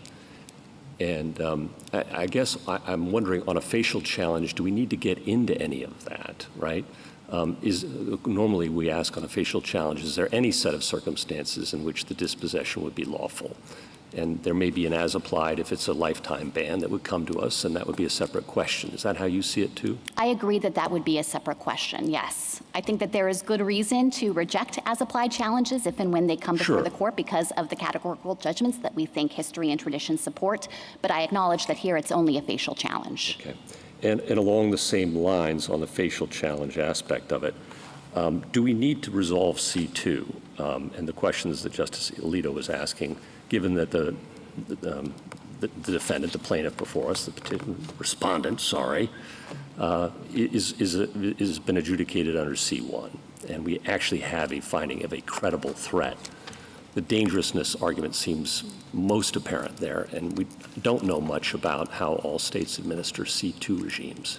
So I agree that this is a facial challenge and the court could confine its analysis to C1. I guess I would make just two responses to that. Sure. One is to say that I think it's going to be difficult for the court to avoid the C2 issue. We ourselves have a pending petition where the Fifth Circuit has invalidated an application of the statute in a C2 context. So unless you want to see me here again next term on this issue. Always delighted to see you, General. The issue has been fully briefed and we think it's an important part of the statute. But the second thing I would say is that even if you wanted to confine your analysis to C1, I do think that at the very least you would have to reject some of the key premises of respondents' arguments in this case, and that relates to the colloquy I had with Justice Kagan. For example, the level of generality at which he's parsing the regulations, the fact that we don't have a domestic violence example in particular, his arguments that legislatures just can't disarm anybody, that persons can't be disarmed, that kind of thing. All of that, gotcha. And same thing goes with due process. We don't have a due process challenge before us, and so we don't need to resolve any of that either. That's correct. He did not make a due process claim here. Okay. And then lastly, some lower courts have recognized a duress defense to 922 charges. You know, someone's invaded their home and they use it in a gun that they have illegally in self-defense. What's the government's view on that? So, you know, I want to be careful here because I haven't actually reviewed the cases that you must be referring to where those defenses have been made. I would have to take a look at those to provide you with a well-thought-out government view on that issue. Obviously, we recognize that there are distinctive legal doctrines like necessity and defense that can come into play. And so I'm sorry that I don't have What would you counsel us to do about them? I know it's not fair standing at the podium not having reviewed them, but there are these historical common law defenses of necessity and duress when it's not aimed at the subject of the protective order, but a home invasion, for example. So I would urge the court not to say anything about those doctrines here, where we've got a facial challenge and where certainly Mr. Rahimi isn't making that kind of defense to a Section 922G8 conviction. I would save for another day how the court might think about those issues where they're squarely presented. Thank you very much. Justice Kavanaugh? Just to follow up on your colloquies with the Chief Justice and Justice Sotomayor, I just want to make sure I have the terminology exactly correct as you see it. One category, you think the government can prohibit possession by those who are not law-abiding, and you said that encompasses serious offenses. Is that correct? That's correct, which we would define by felony-level punishment. Okay, and the second is the government can prohibit possession by those who are not responsible, and by that you mean those who are dangerous. Is that correct? Yes, those whose possession of firearms would present a danger to themselves or others, but they don't have to be intentionally dangerous, which gets at the culpability question. Good. Thank you. Justice Barrett? My question's on the law-abiding and responsible also. I guess I understood our use of that phrase in our prior cases to describe the would-be gun owners in those cases. Like, we're not talking about who might be able to be disarmed. There might be other people, but all of those people were law-abiding and responsible, and there was no allegation that they weren't. But it seems to me that in your brief and in parts of the argument, the government is asking for that to be a test, but I don't think we presented it as a test. Do you see a reason for us to use that as the test, law-abiding and responsible, given some of the ambiguities in that phrase? So I wouldn't describe it as a test. I guess what I would do is describe it as the relevant category, the shorthand to get at the idea that legislatures consistent with the Second Amendment can take action to disarm particular types of people whose possession of weapons present these types of concerns, either that they have committed serious crimes or present a danger. And I would use this as shorthand in the same way the court has referred to the sensitive places principle or the dangerous and unusual weapons principle. So could I just say it's dangerousness? Let's say that I agree with you that when you look back at surety laws and the fray laws, et cetera, that it shows that the legislature can make judgments to disarm people consistently with the Second Amendment based on dangerousness. Why can't I just say that? We certainly agree that that's what history and tradition show. We think that defines the scope of the category of those who are not responsible.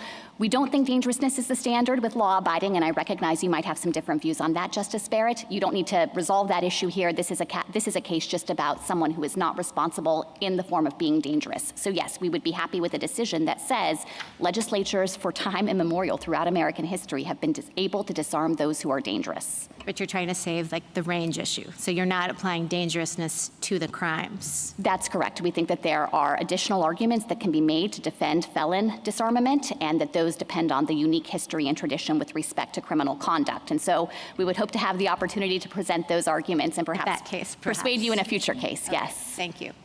Justice Jackson? Yes, and just to clarify in response to what you just said to Justice Barrett, the determination of dangerousness would be evaluated based on what modern legislatures think counts as dangerous. We're not bound to what qualified as dangerous back in the day. That's correct. We think that once the court recognizes the principle that history and tradition support this durable principle that you can disarm dangerous people, then the question becomes for any follow-on challenge whether the legislature, with respect to a particular category, has appropriately deemed these individuals dangerous and therefore fitting within that historical tradition. And I think the inquiry there would not be confined to how the founders thought about dangerousness. Instead, it would turn on some of the factors that I was discussing earlier with Justice Barrett about the breadth of the law, the evidence that supports the legislative judgment, the kinds of things and the consensus. The kinds of things we used to look at with the tiers of scrutiny. What's the justification for this? Is that what you're saying?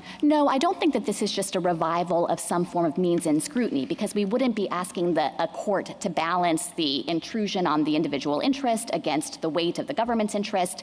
Instead, this is about whether the legislature has properly classified a law as falling within the principle in the first place. And so it's not about balancing between those two different interests, but rather about looking at the legislature's predictive judgment of dangerousness and determining ultimately whether it's justified. All right, so let me just ask you about your first methodological error that you identified in response to Justice Kagan. You say that the courts are focusing too much just on regulation, legislation, and not on other indicia of what the historical tradition is. But when you were talking with Justice Thomas at the beginning, you seemed to suggest that the tradition with respect to slaves and Native Americans would not be subject to consideration for this. In other words, only the regulation as it relates to certain segments of society, I guess, count underneath this historic traditions test? Well, the reason we haven't invoked those other laws is because we think they were applications of a separate principle under the Second Amendment, which is that those who are not considered among the people can be disarmed. That, of course, has the textual hook, and the court in Heller defined that as those who are not part of the political community. And when we looked at how those laws operated, they traditionally stripped the affected individuals from all rights to participate in the political community. I understand that, but where does that leave us with respect to the application of our test? I'm trying to understand if there's a flaw in the history and traditions kind of framework, to the extent that when we're looking at history and tradition, we're not considering the history and tradition of all of the people, but only some of the people as per the government's articulation of the test. Well, I certainly think that those laws are a part of history. We don't think that they're a part of history that are directly relevant to the separate question at issue here. And so we've instead pointed to a variety of other laws that we think more clearly bear on the issue of when legislatures can disarm even those who are among the people. All right. And finally, let me just ask you prospectively, from the standpoint of a legislator today. I mean, we've been talking about sort of the retrospective view of this. You know, when there's an existing gun control measure that's being challenged, how do we determine by looking at history whether or not it's constitutional? But let's say I'm a legislator today in Maine, for example, and I'm very concerned about what has happened in that community, and my people, the constituents, are asking me to do something. Do you read Bruin as step one being go to the archives and try to determine whether or not there's some historical analog for the kinds of legislation that I'm considering? No, I think that Bruin requires a close look at history and tradition and analog to the extent they exist and are relevant for purposes of articulating the principle. But once you have the principle locked in, and here the principle would be you can disarm those who are not responsible or dangerous, however the court wants to phrase it, then I don't think it's necessary to effectively repeat that same historical analogical analysis for purposes of determining whether a modern day legislature's disarmament provision fits within the category. Instead, I think you would look at the factors I was articulating earlier in response to Justice Barrett's question about the evidence before the legislature of dangerousness, the consensus view, whether legislatures routinely think of this circumstance as being dangerous, the breadth of the law, and other factors along those lines. But if the principle has not yet been established, what do I do as a legislator? So I think if there is no relevant principle that a law would slot into, like sensitive place regulation or dangerous person regulation, then you would conduct the Bruin analysis in order to help try to identify those principles of the Constitution that define the scope of the Second Amendment right. But it wouldn't just be a hunt for a particular precise historical analog. I think that that's really a caricature of Bruin, and that would make the Second Amendment a true outlier, because there's no constitutional right that's dictated exclusively by whether there happened to be a parallel law on the books in 1791. Thank you. Thank you, counsel.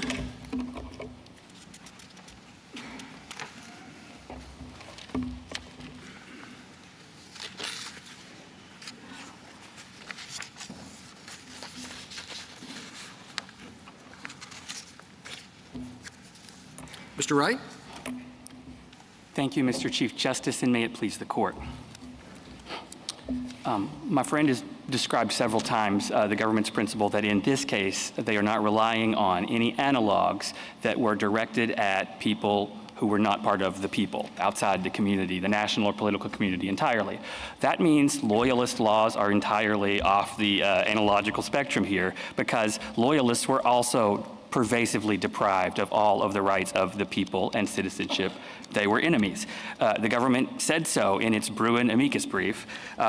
In response to Justice Gorsuch's question about how the courts of appeals handle the issue of self-defense, necessity, duress, we cite a case on page 11 of our brief, United States versus Penn. I remember that case very well.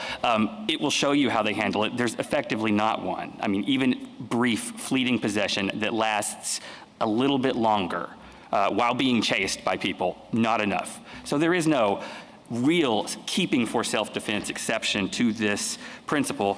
And in regards to, I think it was Justice Alito's question of duration of protective orders, by default, they can be permanent in Alabama, Colorado, Montana, Washington, no specific limit in Florida, Michigan, North Dakota, Vermont, 10 years in Arkansas, 5 years in California, Ohio, South Dakota, and in Texas, where the default is 2 years, if the judge finds or a finding is made that felony violence was committed, it can be 5 years and the time is told, for instance, when someone's in jail. And so while it may be the case that if we counted noses exactly 51 or 52 or around a year or so, it is not the case that they are short.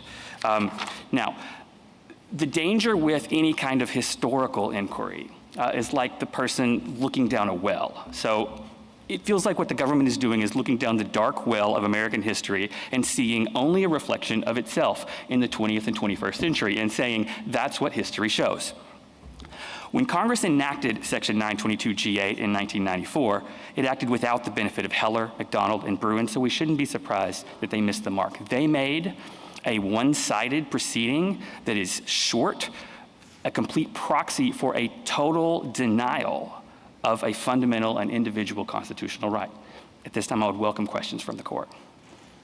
Counsel, would you take a bit of your time to recount exactly what happened below in this case, not in the district court, but in state court?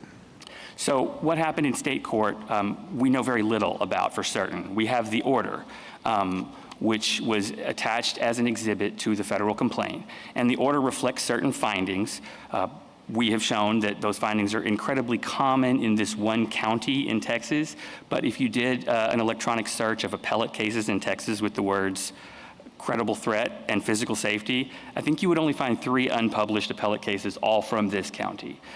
So there are words in it, but it wasn't a disputed type of finding. It was an agreed order. So my client, who was unrepresented, and a district attorney, a Tarrant County assistant district attorney, entered into a stipulation. This order was entered. The language was in the order. It's in the joint appendix. You can read it.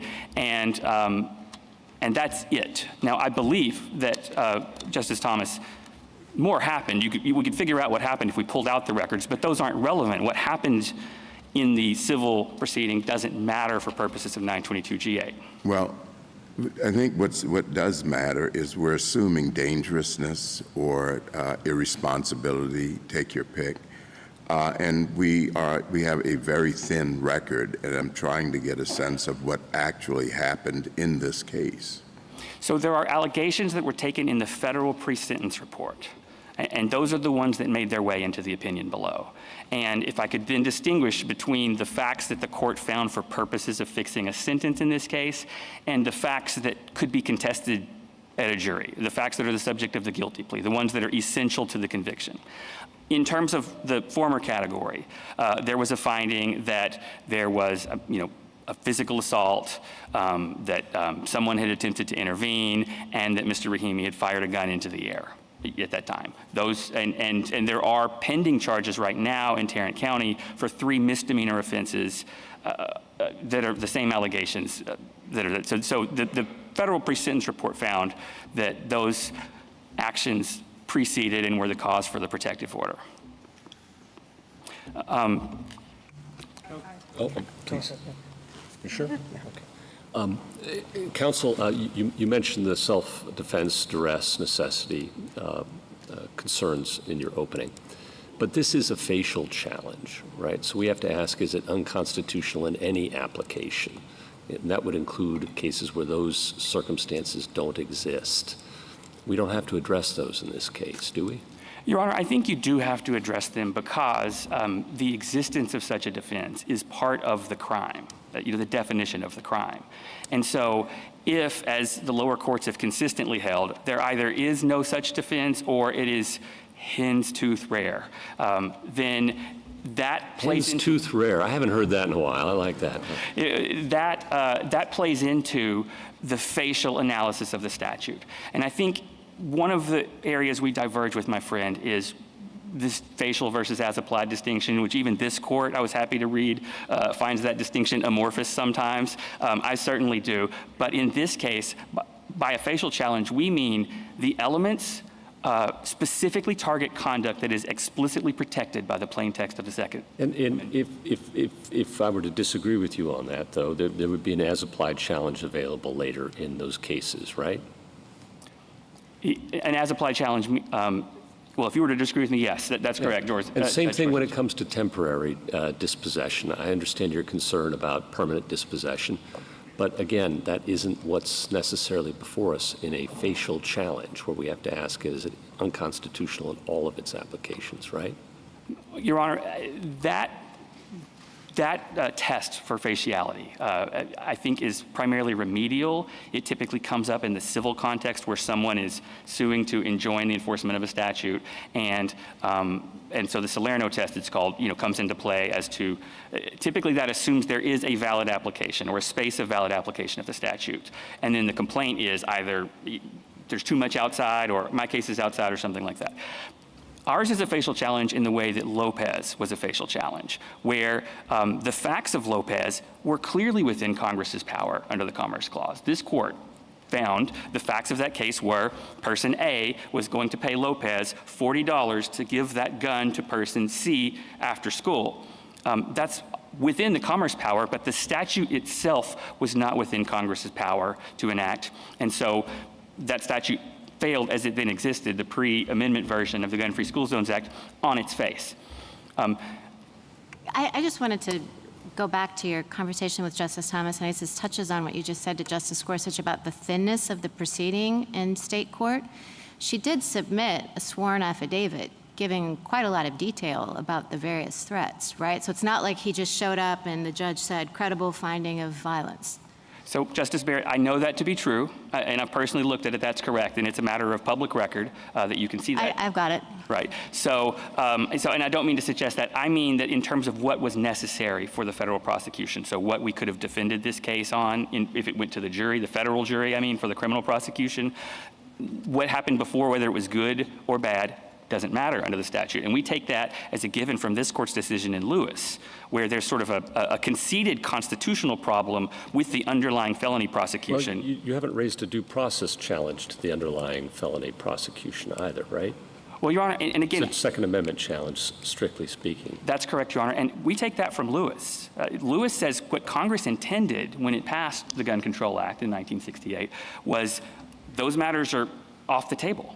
So in Lewis, there's no doubt there is a constitutional violation and a violation of due process under this court's holding. However, there is no Fifth Amendment claim against a felon in possession prosecution, even if the underlying felony is concededly unlawful and unconstitutional. So we take that as a given when we come to a statute like this, that even if we could show a due process issue with respect to the issuance of the protective order, that would be no defense against the federal prosecution. But if I'm wrong about that, I'm happy to hear it. It would have been in the state prosecution. I'm sorry? It would have been in the state prosecution, potentially, in the state protective order proceeding. You could have had a due process argument and raised it there.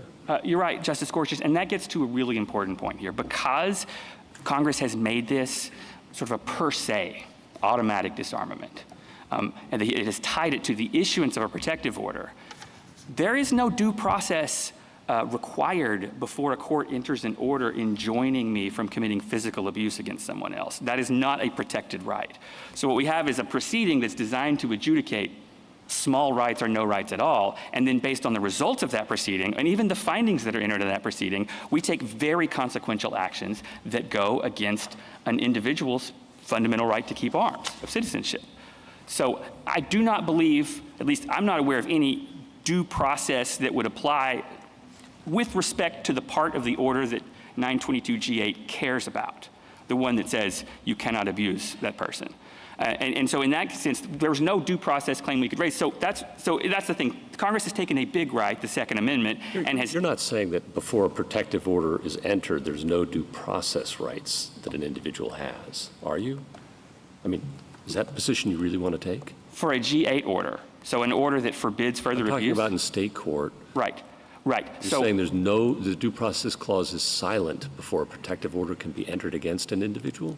To the extent that the only remedy granted by that order is forbidding abuse, forbidding physical abuse, I don't think that you have any right to due process before that is entered, because you have no right to abuse anyone. It's just not. The incentives. You have no right to murder someone, but we give you a trial. Right. So there's always process before a right or a life, liberty, or property is taken from you of some kind. What measure of due process depends upon facts, circumstance. But I'm not talking about that. But I'm surprised to hear you say that the Fifth and the 14th Amendment's due process clauses don't apply to an individual who is being subject to a protective order. I think depending on what the protective order required. So those probably do kick in. In the same way that if this were a true disarmament proceeding, so this court I don't think has announced the criteria that would be required in something like a red flag law, but something like that. So everyone's attention is focused on the loss of firearm rights.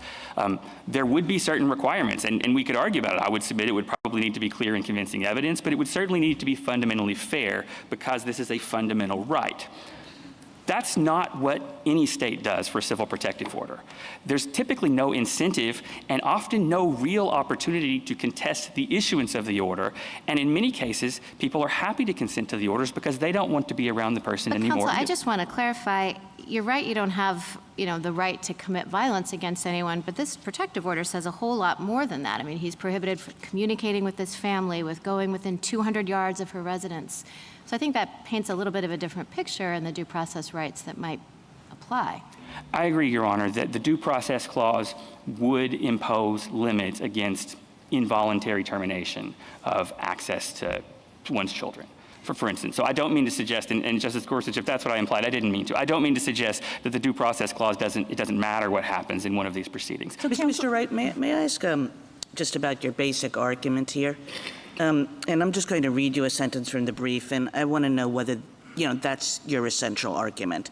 It says, the government has yet to find even a single American jurisdiction that adopted a similar ban while the founding generation walked the earth.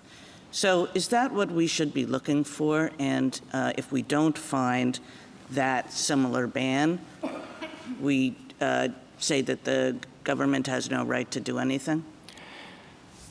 Your Honor, I think that's largely what Bruin says. However, I don't think it has to be so narrow. So if the government could affirmatively prove from the historical tradition of either American firearms laws, or even I would be willing to spot them the way that we have treated other fundamental constitutionally protected rights. If they could tie it to one of those historical traditions, that would be good enough under the logic of Bruin, if not the exact rule of decision. Because I'm not quite sure what the answer means. I mean, I took that sentence to be saying we're looking for a regulation that, even if it's not every jot and tittle, is essentially targeting the same kind of conduct as the regulation under review. And, the Solicitor General told us that was the wrong approach, that what Bruin really directs courts to do is to think about the various principles that were operating at that time, whether those principles gave rise to a particular regulation that was near identical to the one under review. And so I guess I'm asking you to comment on those two ways of understanding Bruen. I think both methodological positions lead to the same result, which is affirmance of the decision below. It's not just something that is about domestic violence or a ban that's punishable by exactly 10 years. In other words, that's the way that some of the amici have described what we're arguing for.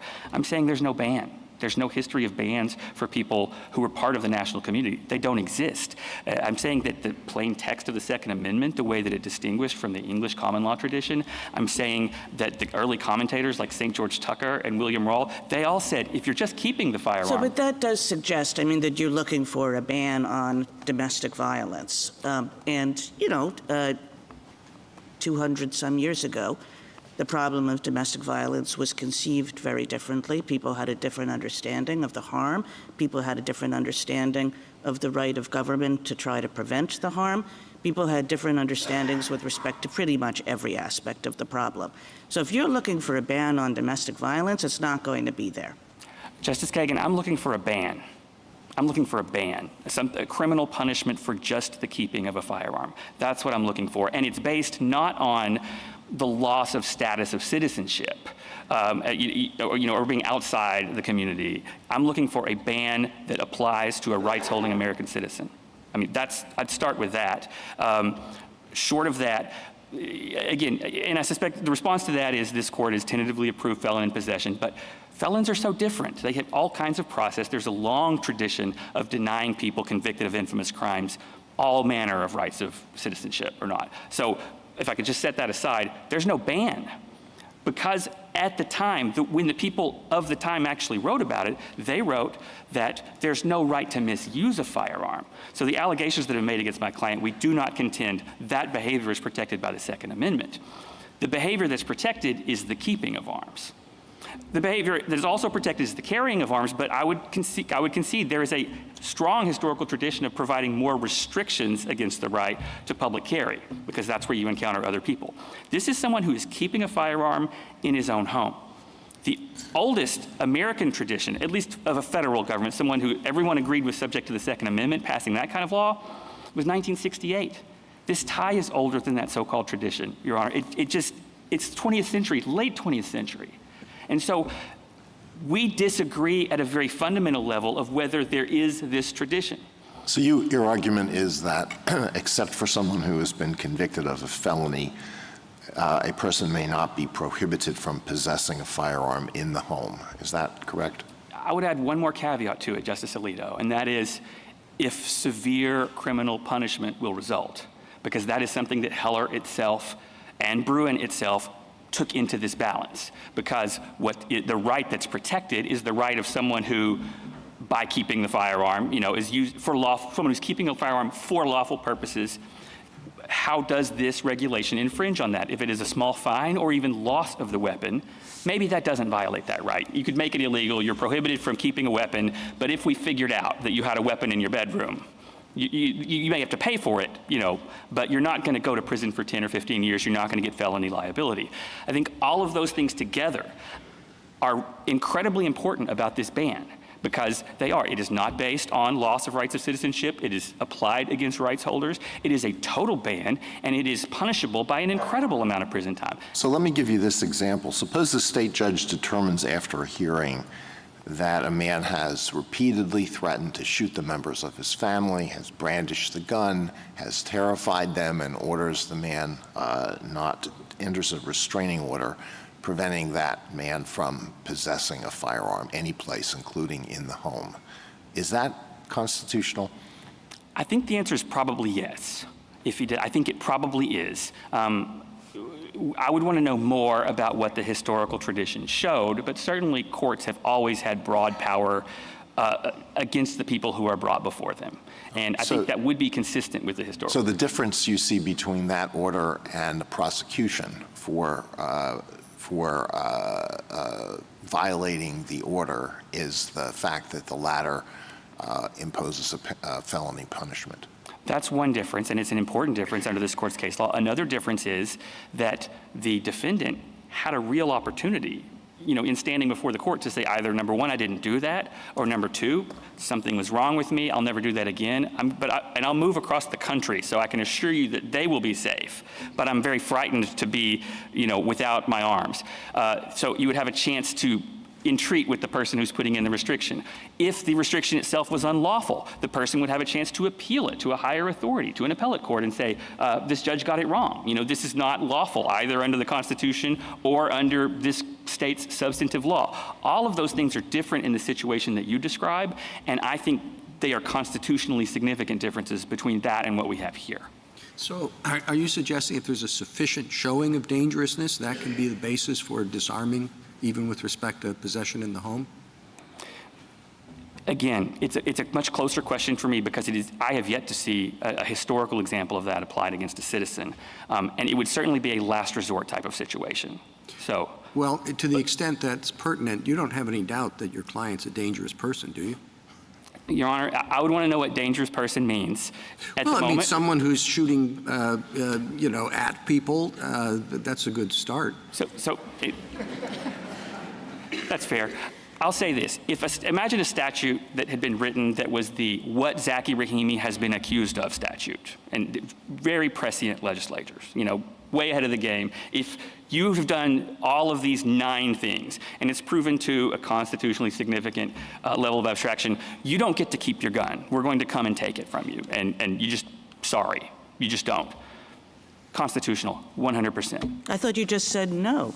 I thought you said there's no history of any kind of ban for anything that doesn't relate to felonies. I want to be clear that there is no one that I've found anyway. I think it would stem from a court's either historical equitable powers or the rights of the government to literally protect someone from imminent danger to life and limb. There are examples, some of the early Justice of the Peace manuals that talk about if you see someone who is on the way to commit a crime with a weapon, you can take the weapon away from them and you don't have to institute proceedings immediately. However, you do have to institute them pretty quick after that. I'm so confused because I thought your argument was that there was no history or tradition, as Justice Kagan just said, of this kind of disarmament in this circumstance, but now it kind of sounds like your objection is just to the process. Like, are you making Judge Ho's argument only? No, Your Honor, I'm not making Judge Ho's argument only. The law that's before us right now is a ban. It's a ban that's passed by a legislature, and it is, you can't get around it. You can't even ask the state court to say, I will accept a protection order, a stay-away order, just give me permission to keep firearms for my own self-defense. That will not prevent this ban from kicking in, and it has severe penalties that result from it, and it applies everywhere, even in the home. I think all of those things together make this statute unconstitutional. I understood the question to be, what about something else? Would that be constitutional? And I think so, but we would need to know, we do need to do a full workup on the history and tradition that supported that. That's something that I don't think this court can answer in this case because there's no such law before the court. Well, but it's a facial challenge, and right. I understand your answer to say that there will be circumstances where someone could be shown to be sufficiently dangerous that the firearm can be taken from him. Yes. And why isn't that the end of the case? All you need to do is show that there are circumstances in which the statute can be constitutionally applied. Because this statute, it doesn't take anyone's firearm from them.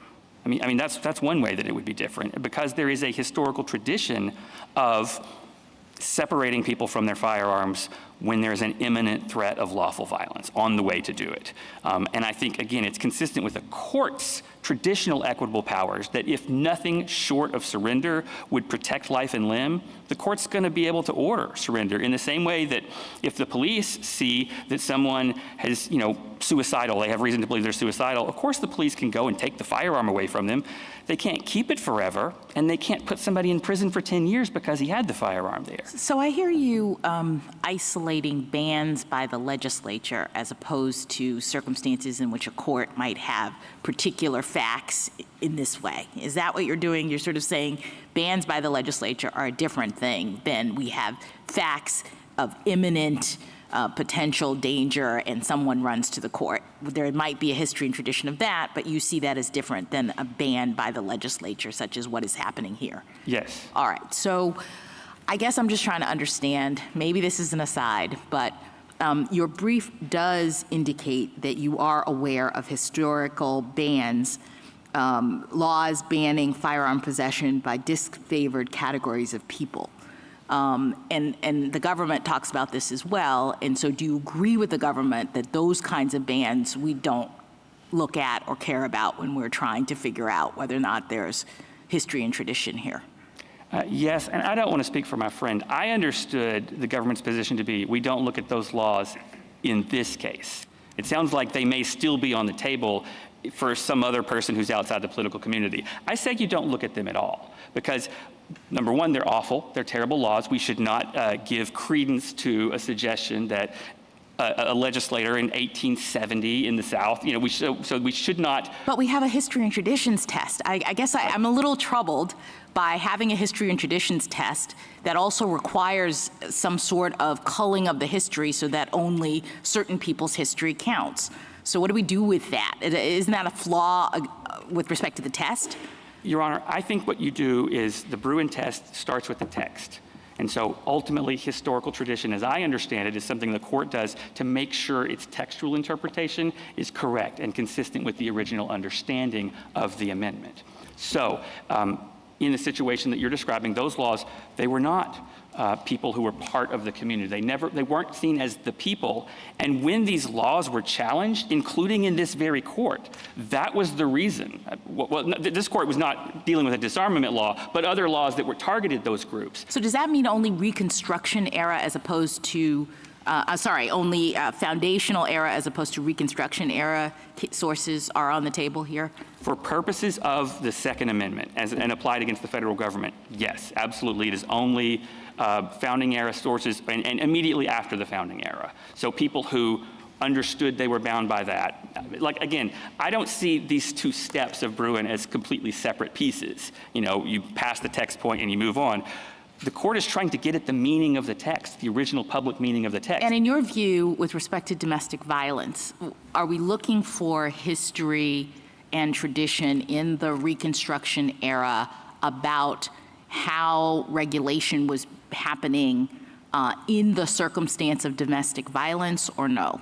I mean, the government says it can be done at the level of regulation of dangerous people with respect to firearms.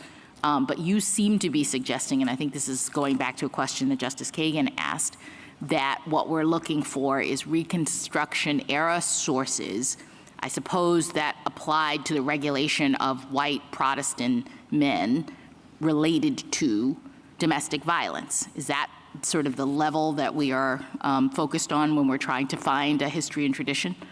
No, Your Honor. And I may not have been clear before. I think it's the founding era, not the Reconstruction era, when we're talking about the federal. I apologize. The founding era. And it has got to be the people, someone who would have been understood to be part of the people, a rights-holding citizen. Right. The people doing what, though? Do we drill down further and say it's the people, which in that case did not include all the people, but fine, we've identified the relevant people who are being regulated. Is it enough that they were being regulated with respect to just dangerousness, or are we looking for a regulation concerning this set of circumstances? It doesn't have to be specific to domestic violence. I'm not saying that. Okay. Violence, interpersonal violence, dueling, robbery. So in other words, society understood violence, understood dangerous people. Danger existed, but they rejected at every point the type of dangerousness, disarmament principle that the government is advocating. Do you think that the Congress can disarm people who are mentally ill, who have been committed to mental institutions?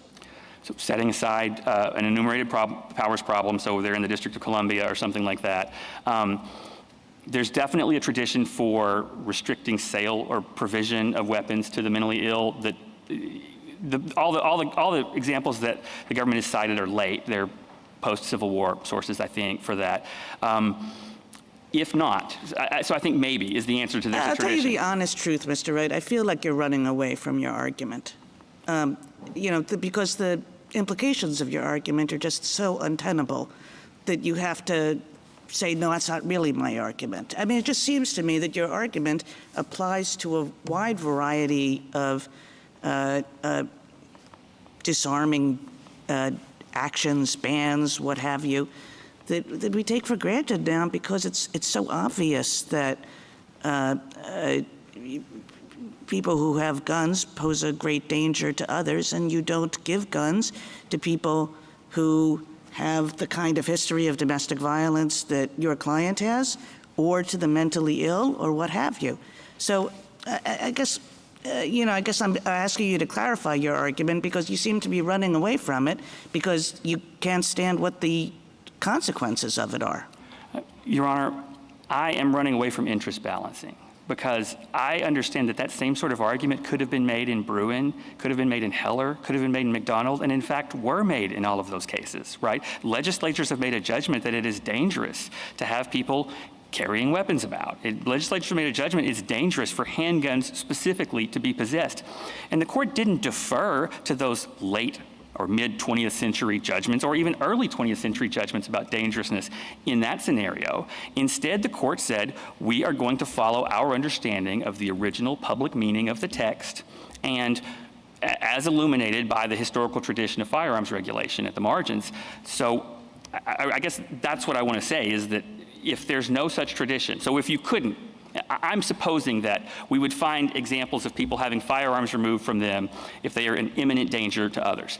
That historical record has not been built in this case because that's not the kind of law that we have. I do believe that it's there, and I could give some additional examples where I think we could find support for that. But if not, if there were no historical support for that, we would be left with what the text says, which is you have a right to keep arms.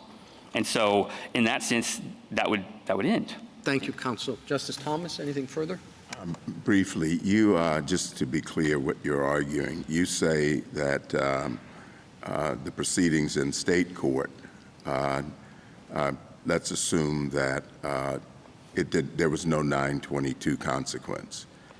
What would be the effect of that order? You would not be challenging that order? Well, I wouldn't be challenging the order, but Mr. Rahimi might.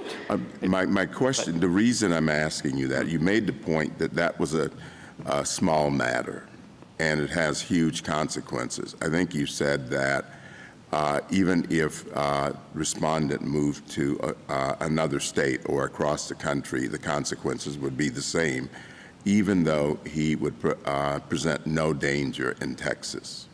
And just to be clear, you're not challenging the state court aspect of this?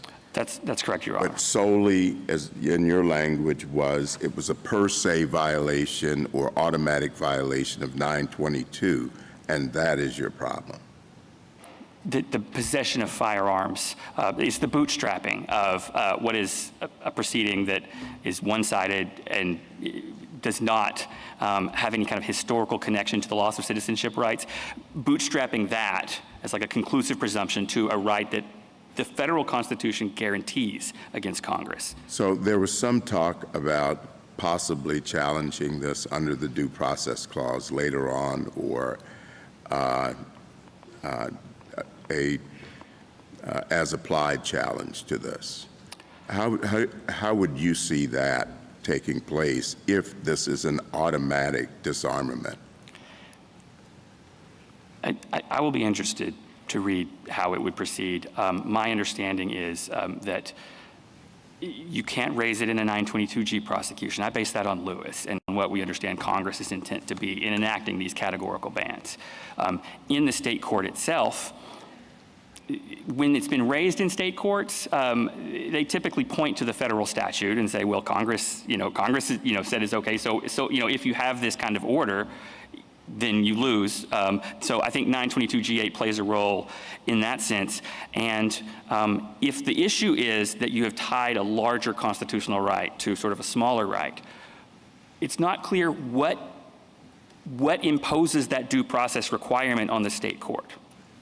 And so I think that this was an agreed order because he doesn't have counsel, he doesn't have the ability to do it, and he's ultimately willing, I guess, to submit, maybe to avoid the attorney's fees, which is a way that they apparently get people to agree to these orders, that would not be a fundamentally fair system if it were a red flag or a disarmament provision. Justice Alito? Justice Sotomayor? Ms. Kagan? Justice Gorsuch?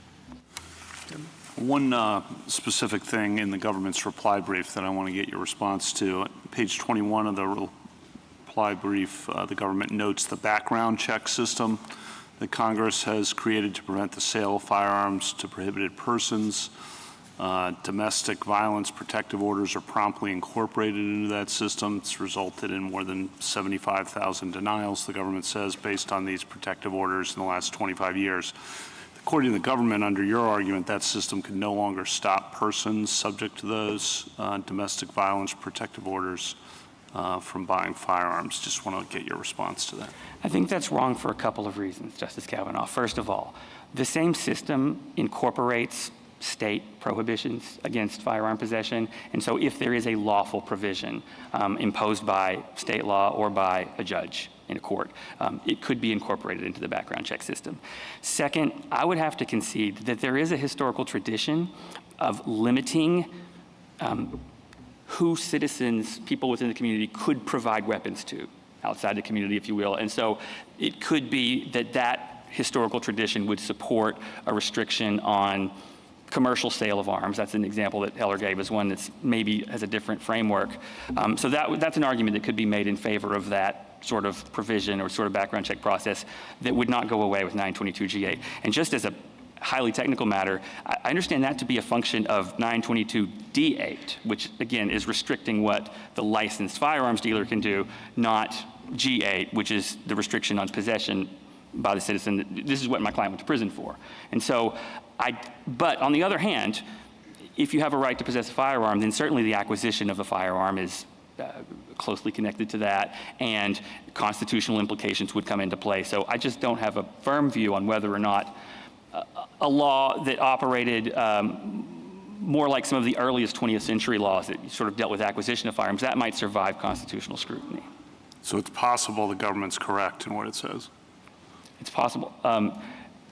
No, I don't think no, I don't think it's possible. But it is possible that it would be unconstitutional to deny people the right to purchase a firearm from a licensed dealer. Yes, I think that is possible. But I suspect that both existing law and constitutional laws would allow many of those same people to be denied if we worked our way through the relevant provisions that are keeping them from doing it. Okay. Thank you. Justice Barrett? So the restraining order prevented your client from possessing a firearm, and it also immediately suspended his handgun license. Was that unconstitutional? Your Honor, just to take issue with the second part of the question first, that language, suspending handgun license, that's in all of these Tarrant County orders. That's part of the boilerplate. But still, it says it's ordered that his handgun license is immediately suspended. So right. Just let's go with the orders language. Did that violate the Second Amendment, putting 922 aside? I think to answer that question, then we would bring the whole record, the record that was before the court in terms, and the client agreed to the order. So it would be very difficult. But you're going back to the process. Right. You know, she had the affidavit. Let's imagine they go back and forth. Let's imagine it's a more fulsome process, and she actually testifies, and he cross-examines her. Whatever. Let's assume there's no process problem. Would it be unconstitutional then to deprive your client of his handgun license and prohibit him from possessing a firearm? Because I assume that you've said there's no analog of this kind of domestic violence. Right, or the analog would be in terms of what courts could do through equitable powers otherwise. I think that would have to be the analog. But they can't, through their equitable powers, do something that would violate the Constitution, right? Right, right. So if the finding was that nothing short of surrender of firearms would prevent damage to life and limb, that would be constitutional. So I don't know if that answers your question or not. But. Justice Jackson? I guess I'm just trying to get a clear answer to whether or not we're looking for historical analogs related to domestic violence or something broader. you suggested, and your brief I'm now revisiting suggests, that the government cites no laws punishing members of the American political community for possessing firearms in their own homes based on dangerousness, irresponsibility, crime prevention, violent history, or any other character trait. So you just say there are no bans that relate to any of those things.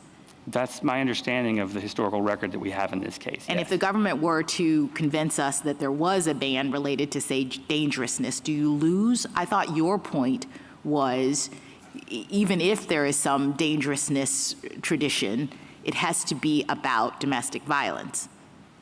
Oh, that's not my point, Your Honor. Okay. That's not something that people could argue that, but I don't think none of our amici have argued that. Certainly there's some point at which someone can be separated from a firearm. This law doesn't do that at all for anyone. This is just, can you be punished for keeping a firearm? And I think that the text of the Constitution says no. The early commentators would say no, at least as far as Congress doing it.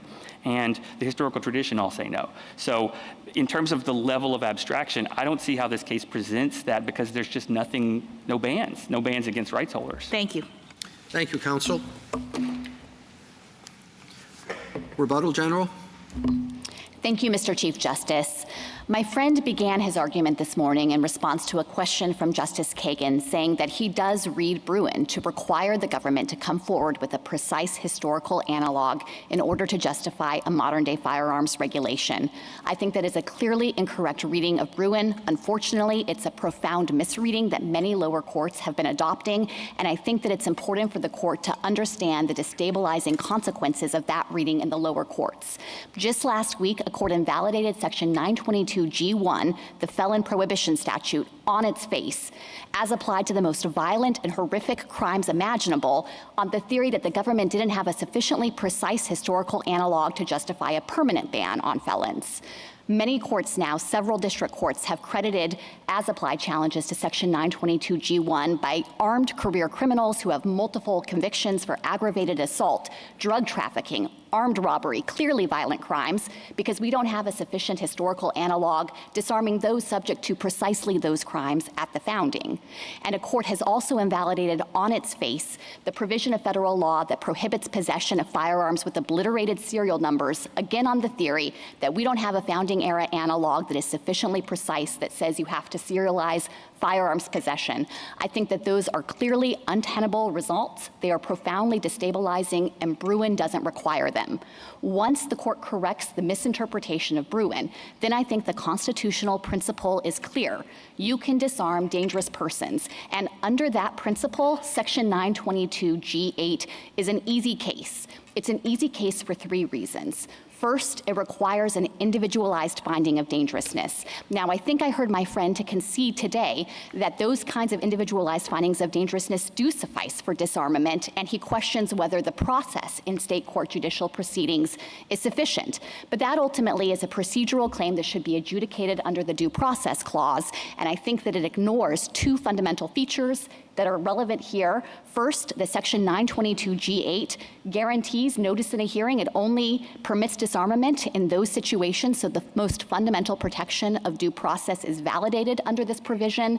And second, that there is a presumption of regularity that exists in this context. And to say or suggest that all of these state court procedural orders, protective orders, are fundamentally flawed or inherently unreliable, I think would override that presumption in this case and be profoundly unsettling for the state courts that are on the front lines here trying to protect victims of domestic violence.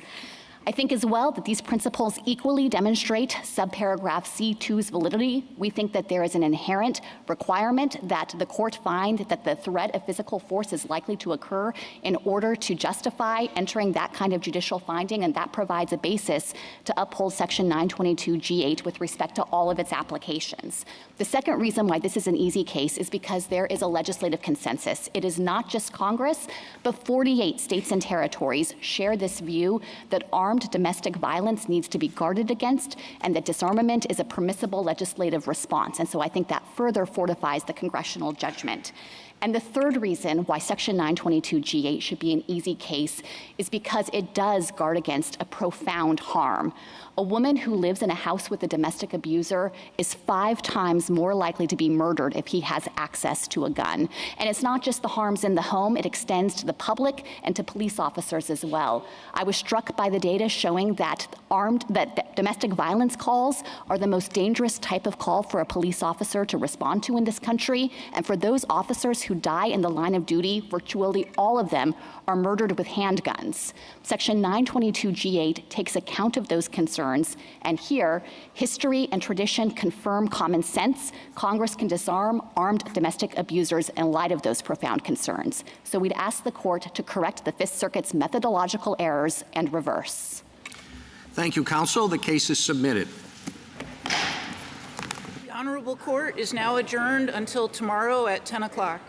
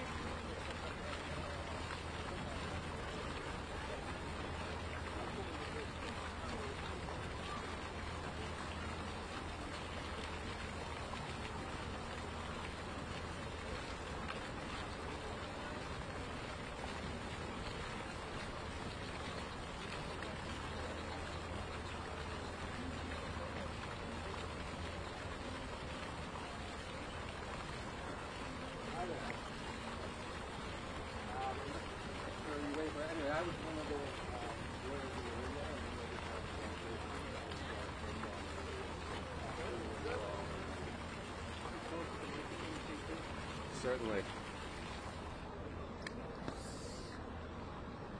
You all set? Eric Tershwell from Everytown for Gun Safety. It's TIRSCHWELL. The Solicitor General got it exactly right. This is not a close case. Guns and domestic violence are a deadly combination. There's a long history in this country of disarming dangerous people. The Supreme Court, I think the justices made absolutely clear today that the Fifth Circuit got this wrong. Its decision is dangerous, and I am confident it will be reversed. And I think the gun lobby is in for a big rebuke. Their guns everywhere for everyone agenda, I am confident is going to suffer a significant setback when this decision comes down. Thank you very much.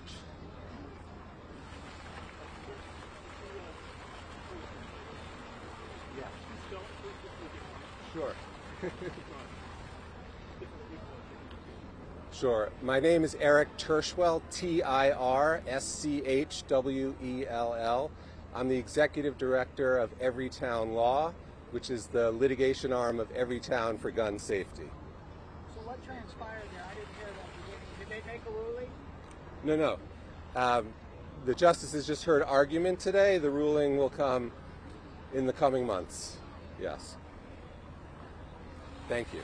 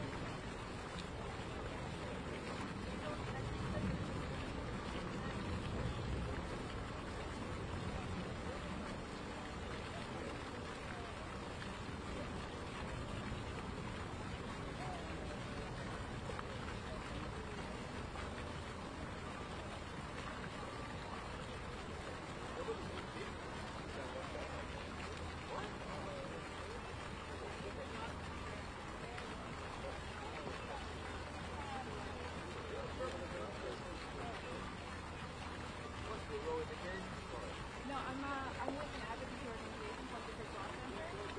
Yeah. Sure.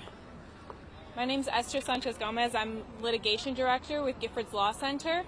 We're an advocacy organization that submitted an amicus brief in the case. Sorry, one more time. My name's Esther Sanchez Gomez. I'm the litigation director with Giffords Law Center. We're an advocacy organization that submitted an amicus brief in the case. I think argument today went really, really well. I think the justices made clear that the results that Mr. Rahimi was arguing for were untenable. That's a quote from one of the justices. I believe Justice Kagan said that the results that he was arguing for on a methodological level would be untenable in our society today. So I think that the justices understand that lives are at stake, and I think that they're in a great position to uphold the law at issue today. Was the opposing side's argument about tradition and, at the beginning of the founding, whether you can only look at things that happened then, and whether the Second Amendment was written, did they fail on that? Yeah, so I think that the government's position on what tradition was necessary and what level of generality is necessary to consider arguments under the Second Amendment were really persuasive to the justices. Justice Jackson spoke about this at length. She was really concerned that the argument that Mr. Rahimi was presenting would exclude traditions outside of those held by men like the founders. And so I think that the justices understand that when we're talking about our history and tradition, we need to be flexible and we need to zoom out to understand what the guiding principles are that underpin the history and tradition of our country in order to think about a safe future forward.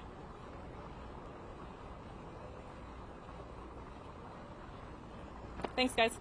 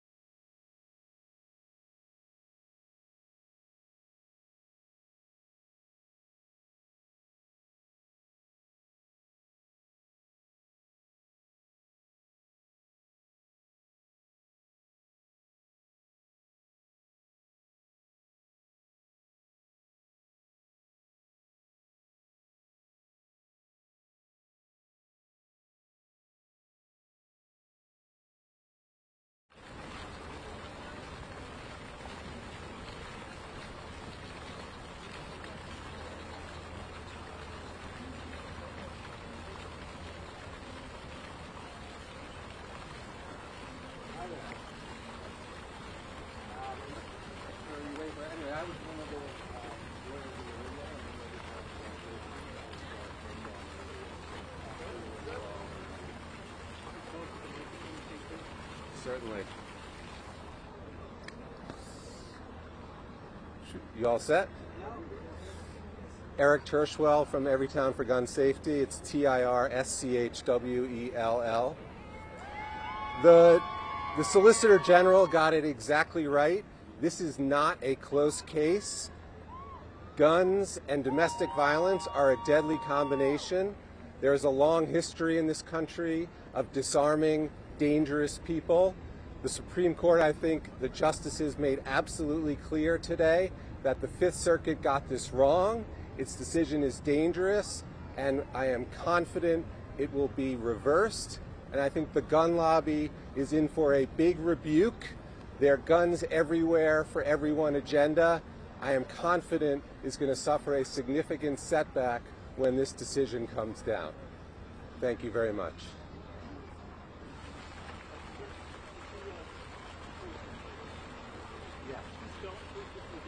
Sure. Sure. My name is Eric Terschwell, TIRSCHWELL. I'm the Executive Director of Everytown Law, which is the litigation arm of Everytown for Gun Safety. So what transpired there? I didn't hear that. Did they make a ruling? No. The justices just heard argument today. The ruling will come in the coming months. Yes. Thank you.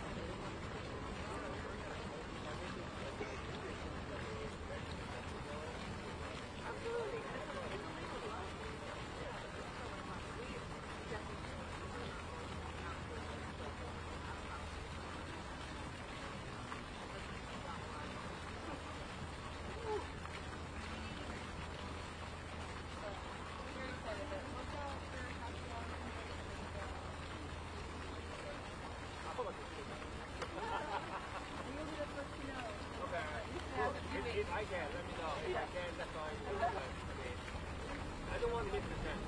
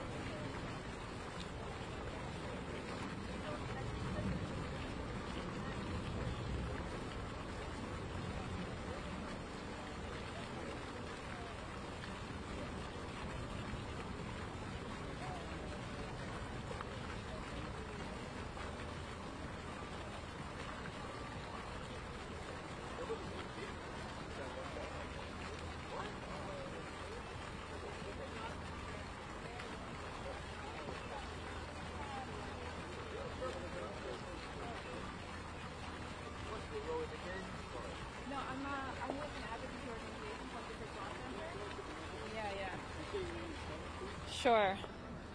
My name's Esther Sanchez Gomez. I'm litigation director with Gifford's Law Center. We're an advocacy organization that submitted an amicus brief in the case. Sorry, one more time. My name's Esther Sanchez Gomez. I'm the litigation director with Gifford's Law Center. We're an advocacy organization that submitted an amicus brief in the case. How do you feel about how things went today? I think argument today went really, really well. I think the justices made clear that the results that Mr. Rahimi was arguing for were untenable. That's a quote from one of the justices. I believe Justice Kagan said that the results that he was arguing for on a methodological level would be untenable in our society today.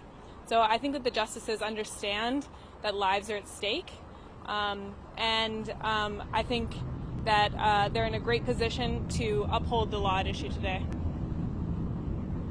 Was the opposing side's argument about tradition and, at the beginning of the founding, whether you can only look at things that happened then, and then whether the Second Amendment was written, did they fail in that prevent?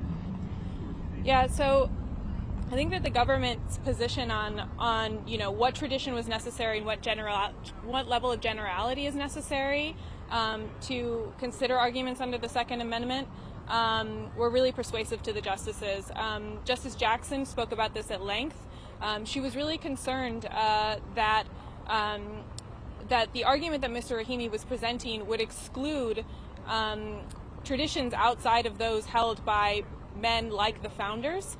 And so I think that the justices understand that when we're talking about our history and tradition, we need to be flexible and we need to zoom out to understand what the guiding principles are that underpin the history and tradition of our country in order to think about a safe future forward.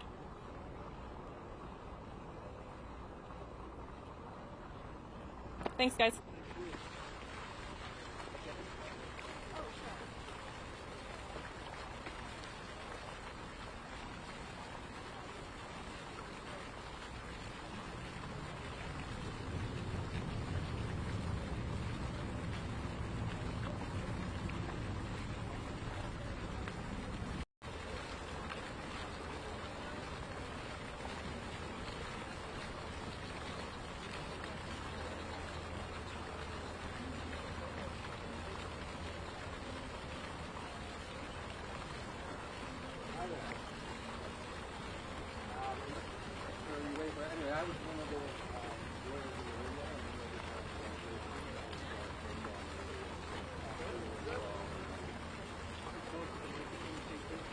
Certainly. You all set? Eric Tershwell from Everytown for Gun Safety. It's TIRSCHWELL. The Solicitor General got it exactly right. This is not a close case. Guns and domestic violence are a deadly combination. There is a long history in this country of disarming dangerous people. The Supreme Court, I think the justices made absolutely clear today that the Fifth Circuit got this wrong. Its decision is dangerous, and I am confident it will be reversed. And I think the gun lobby is in for a big rebuke.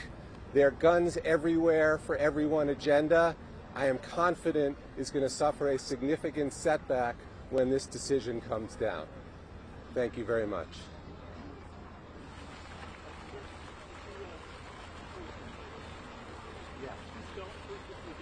Sure. Sure. My name is Eric Tirschwell, Tirschwell.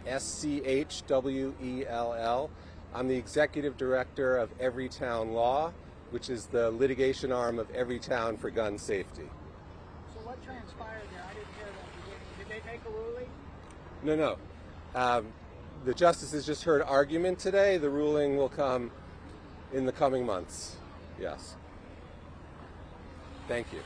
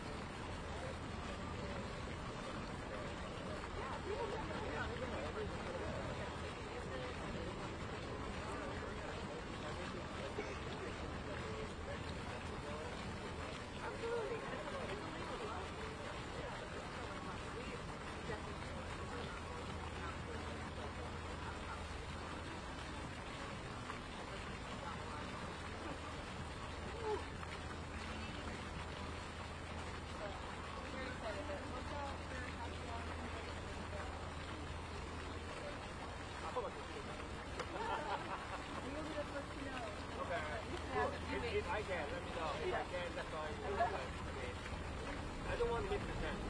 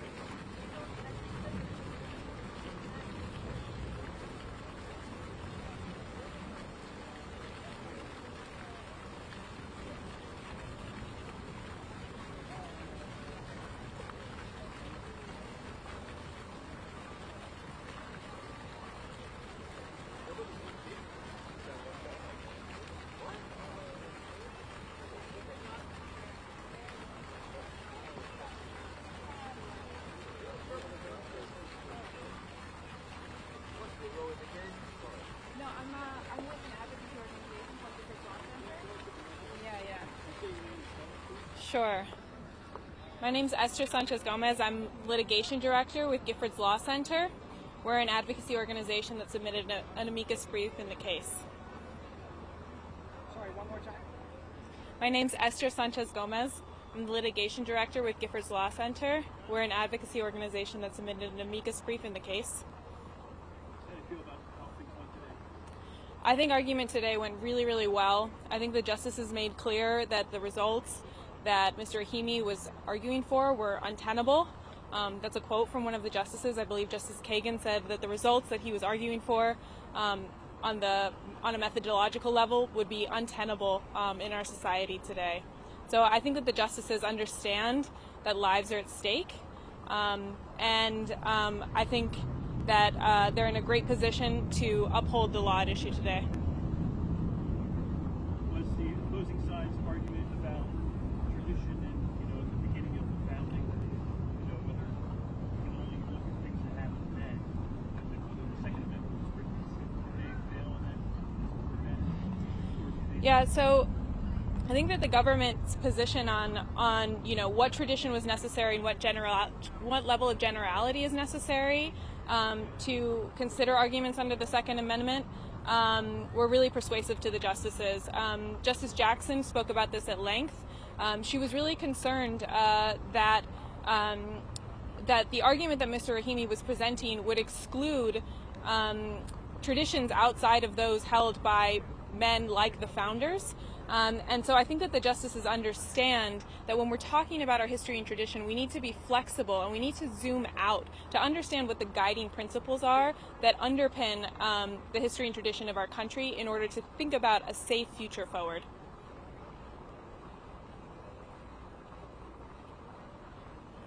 Thanks, guys.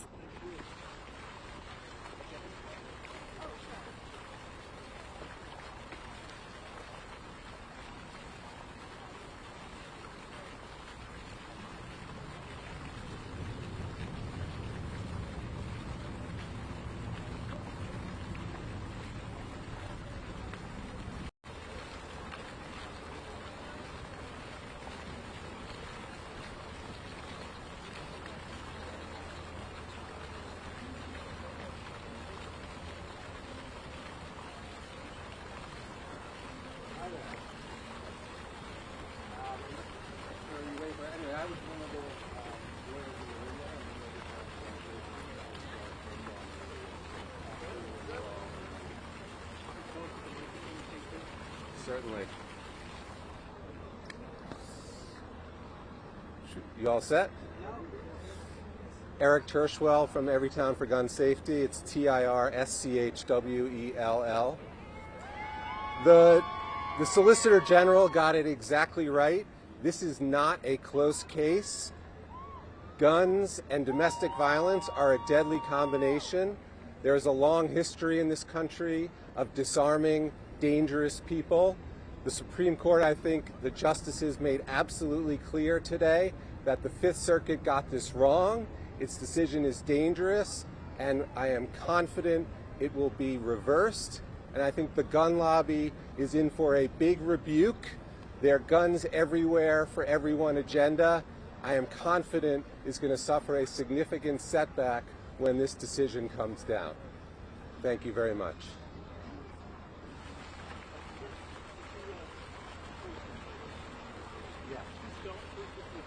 Sure. Sure. My name is Eric Tirschwell, Tirschwell. I'm the executive director of Everytown Law, which is the litigation arm of Everytown for gun safety. So what transpired there? I didn't hear that beginning. Did they make a ruling? No. The justices just heard argument today. The ruling will come in the coming months. Yes. Thank you.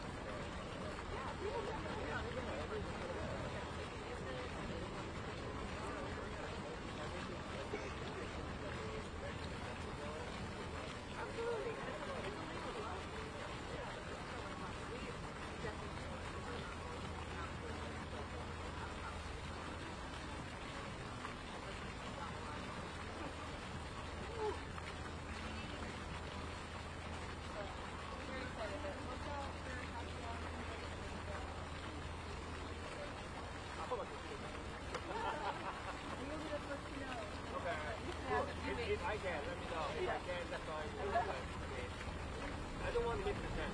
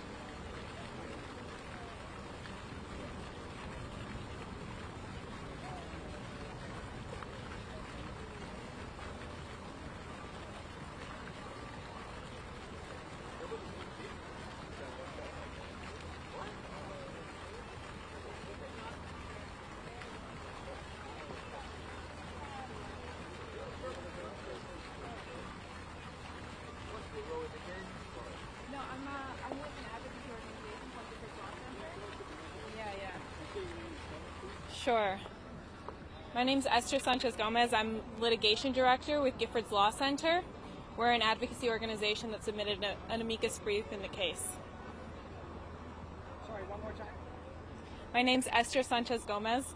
I'm the litigation director with Gifford's Law Center. We're an advocacy organization that submitted an amicus brief in the case. How do you feel about how things went today? I think argument today went really, really well. I think the justices made clear that the results that Mr. Rahimi was arguing for were untenable. That's a quote from one of the justices. I believe Justice Kagan said that the results that he was arguing for on a methodological level would be untenable in our society today.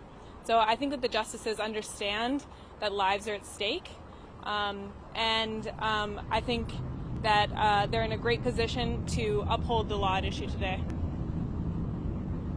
Was the opposing side's argument about tradition and, at the beginning of the founding, whether you can only look at things that happened then, and whether the Second Amendment was written, did they fail in that prevent? Yeah, so I think that the government's position on what tradition was necessary and what level of generality is necessary to consider arguments under the Second Amendment were really persuasive to the justices. Justice Jackson spoke about this at length.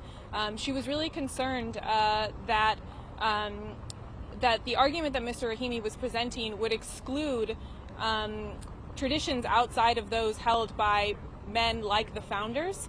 And so I think that the justices understand that when we're talking about our history and tradition, we need to be flexible and we need to zoom out to understand what the guiding principles are that underpin the history and tradition of our country in order to think about a safe future forward.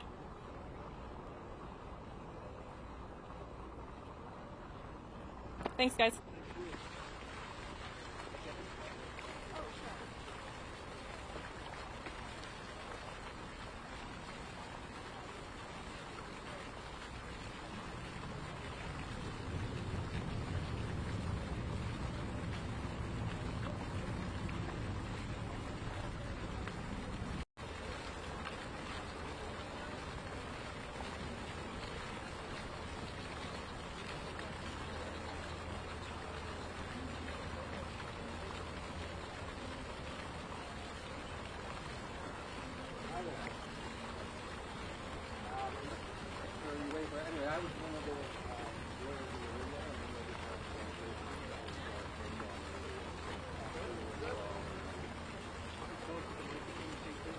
Certainly. You all set? Eric Terschwell from Everytown for Gun Safety. It's TIRSCHWELL. The Solicitor General got it exactly right. This is not a close case. Guns and domestic violence are a deadly combination. There's a long history in this country of disarming dangerous people. The Supreme Court, I think the justices made absolutely clear today that the Fifth Circuit got this wrong. Its decision is dangerous, and I am confident it will be reversed. And I think the gun lobby is in for a big rebuke. Their guns everywhere for everyone agenda, I am confident, is going to suffer a significant setback when this decision comes down. Thank you very much.